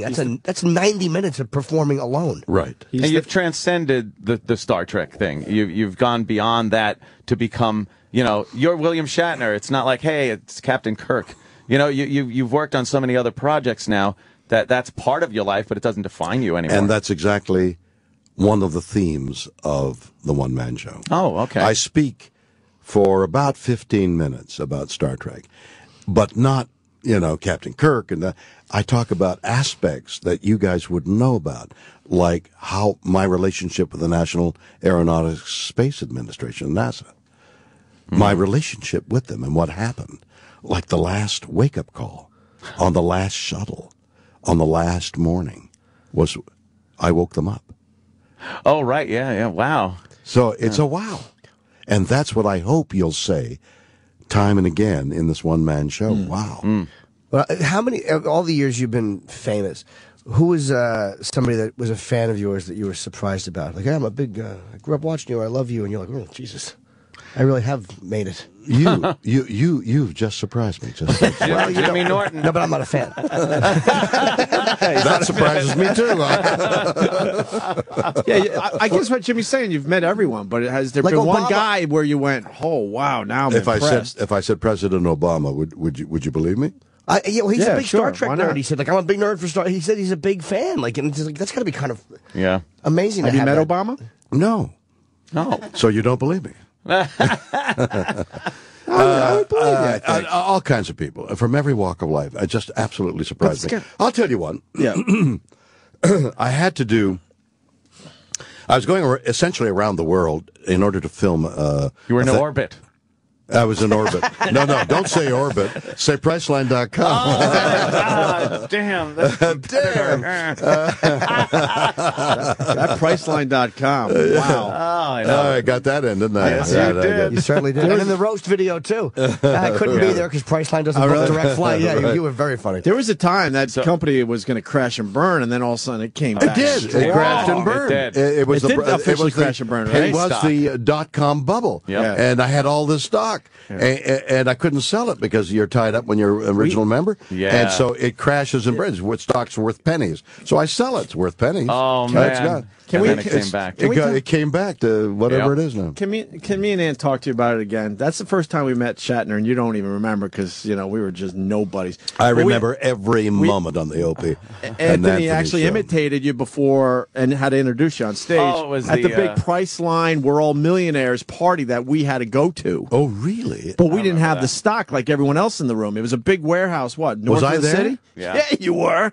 Yeah. And these guys went from like no money to we're all millionaires. But I had sold my stock before that for about $5,000. Yeah, I made about $5,000. Nice. And all these guys I don't know whether they held them because so many people bailed out. Yeah. This was early on when they went from, Well, it went we had this crash. It went- stock the stock rich. came out at, I don't know, $5-7, something like that, and it went to $150 during the dot-com bubble. And everybody's saying, we're rich. As soon as we can sell, we're going to sell because you're locked up. Then it crashed while you were locked up. Oh, that makes me feel much better about what we saw I hope that so. day. I now see this poignant smile on your face. So. I feel better now because we're walking around like, well, we're not rich like these people. These guys went from what we were to millionaires. And now they're back to what you are. But you're trying to tell me they never officially were millionaires. No. Fuck, that's great. Paper millionaires. Can you say that word on the air? Yes. Sorry. We encourage it. Sorry, you want to say one? Didn't the FDA, I was going to say, FCC... Not satellite. No, we're free. We can do what we want. Didn't that just cost you $500,000? It would have on regular terrestrial That would have type been- radio. Well, what are we on? Satellite. Satellite. I don't even know why Get you're... away! There's nobody listening to us. Exactly. You finally realized after all these years. Wait After a all minute, these years, what? there's 7 people in Poughkeepsie. This is satellite? Why am I wasting my time? All these years you thought we were just saying shit and getting in trouble for it? That happens. So wait, what story? You were just telling a story. What was it? Yes. Oh, about the person You said a said- surprising one who was All a right, fan. so I've got to go around the world in order to film this documentary I directed called The Captains. I was here on it, in which we played on the aircraft carrier, the Intrepid here. The sun is setting, and the lights of New York on one side, the sun setting, and we're playing The Captains, one of the great moments of my life. And I had to go around the world in an airplane. I had to go commercial. I couldn't go commercial. It was too fast, too much. I just couldn't do it physically. And I called the head of Bombardier, America's great airplane manufacturer, and called. I say, listen, can you help me? And the head of the company, Steve Rodolfi,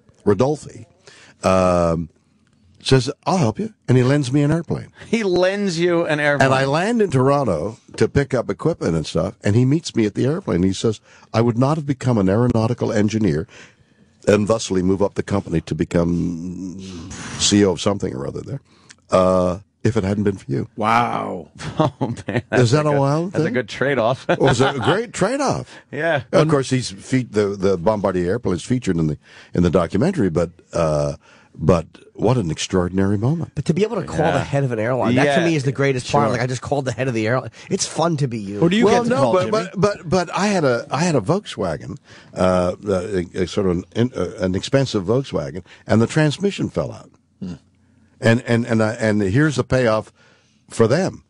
So I called the guy that I bought. He says, well, I can't help you there. I said, this is ridiculous. This is an expensive car. And the transmission's just stopped. I'm going to call the head of the company. I call the head of North American Volkswagen. What's going on here? I bought an expensive car. He said, you're right. And they replaced the transmission free of charge. So you got on the phone. Did he know you were calling, or did you just go, hi, this is William Shatner? Well, I said no. It was a cold call. And and here is what I think. And this is for your audience. Yes. I think that anybody who's doing something that they're selling to the public is very conscious of the fact that they want their product to be well received by the public. And part of their job is to take a public complaint and to do something about it. So if you've got a real complaint, a legitimate complaint about something you've bought that should work and doesn't work, you have a reason to call, not only, first of all, the people who sold it to you, and then move up the line. It's only a phone call. I'm agree. calling to friggin' complain. I don't know for sure we're on satellite today. We might have went back to regular radio. Right, there. exactly. About this product. It's although it's a different effect if, like, say Sam, who you say who is Sam, he's that zilch in the corner. Now, if he calls, is a little different than when you pick up the phone and there's an icon on the other end. You can recognize his No, voice. but then you could say, this is Sam, the zilch in the corner, Right. that is complaining about your product, and you will get attention. Yeah, you're right. And also I've written letters to Continental Airlines when I've had issues, and they have gotten back to me and fixed it, because if you take the time to do that, they think it's worth helping you. Most major companies have a department of 1 or 50 people who are whose job it is to take care of the public complaints. Dear Continental Airlines, there's a man on the wing and I was very disappointed with my trip. It was very frightening. For some reason, Bill, that wife that you had in that show, right? You just had a nervous breakdown in the show, The Twilight Zone, A Nightmare at 20,000 Feet. And why didn't she sit by the window and you tell her, look, you want to help me? Look out the window the entire flight. Just stay awake and look. I'm going to sit here and not have to deal with that thing on the wing. That's why you're doing radio. Yeah. And you're not in dramaturgy in television. Is that it? I thought it was good that I was thinking more. Suspension of disbelief. Oh. That's what it is. Suspension of disbelief, which you don't have to do, by the way, on right, that's all February 16th. It's all real. It's all real. And it's all you. And it's all me. And I'm telling you things that that the logic of which is what your mind is going to, I fit. You will be so logically at home. No confusion. Are you on Twitter? I'm sorry to interrupt, Jen. I saw a statistic that I'm very popular on Twitter. Of course you are. Yeah, I had no idea. Are you William Shatner on Twitter? Yeah. Okay, you got the name. Well, yeah, well, that's of course he did. Well, who else would I be? There might be some William Shatner in the corner. There might be a William Shatner in Canada that doesn't want to give your name away. Some professor from a community college. Yeah. What kind of guy was Rod Serling? Because I've met very, very few people that ever met Rod Serling. Yeah. Yeah, kind of a mysterious guy. He is. He was a very... Did you get to know him at all, or was he... I worked with him in live television. By the way, I tell some live television stories. I'm a relic from those days. And he was very hard to know. I, of course, was a young actor and was in awe of all the stuff I was doing, so I wouldn't have approached him like I would now. Right. Say, what kind of a guy are you? But he was removed. I'm sure he was very warm, and his wife... the last thing I knew was still alive and speaking very fondly of him. Now? Recently. So he was, but he was a terrifically creative guy. And the people that he surrounded himself with, the writers that he surrounded himself, I got to know. I did a movie with one of them, and they all came and helped this writer. And the movie I did, which this writer wrote, these guys, this group of people that he surrounded himself with, call themselves the Green Thumb. And among them were Richard Matheson, and who's become so famous as a writer, I think director as well, producer. Just as an incidental story, the writer of the movie, which was called, I'll think of it in a second, he died of the disease where you age so quickly. Progeria? Progeria. Well, that's for kids, though. He's 30 years old. He's finished the movie. It's his greatest triumph. We did it from a book that he had written. So and we go down south and make the movie, and all his friends are with him. It's the most glorious moment in his life as a writer. A movie is produced of a book that he wrote, and all his friends are around him, and we all love him, and we make the movie, and it's like great. And then in about a year, he becomes 95. Jeez. Yeah. Is that science fiction or what? Wow. Man. And he died, right? And he died. You know what? A shot of adrenaline probably would have fixed him, like Bones gave you guys when you got old in that episode because you went down to the planet. And remember that one? I love you. And you were old. You. And then, I love you. And then Bones went, adrenaline. You gotta give it adrenaline, because he was all old, and it worked. Oh my God! I wish I'd thought of that. Yeah. I don't know. I've seen Star Trek and I've watched it, but I know very little of it. Me too. Me too. I've forgotten more than you remember. Oh, you smoke and forget. You smoke pot, William? Did you ever smoke pot? Oh, all the time. Really? No, they used to. It's a great drug. What are you talking about? I'm thinking about doing it again. It was you mean like groovy now? In the day. Yeah, why not? It's been about, I don't know, 20 years for me. Well, why do you bring that subject up?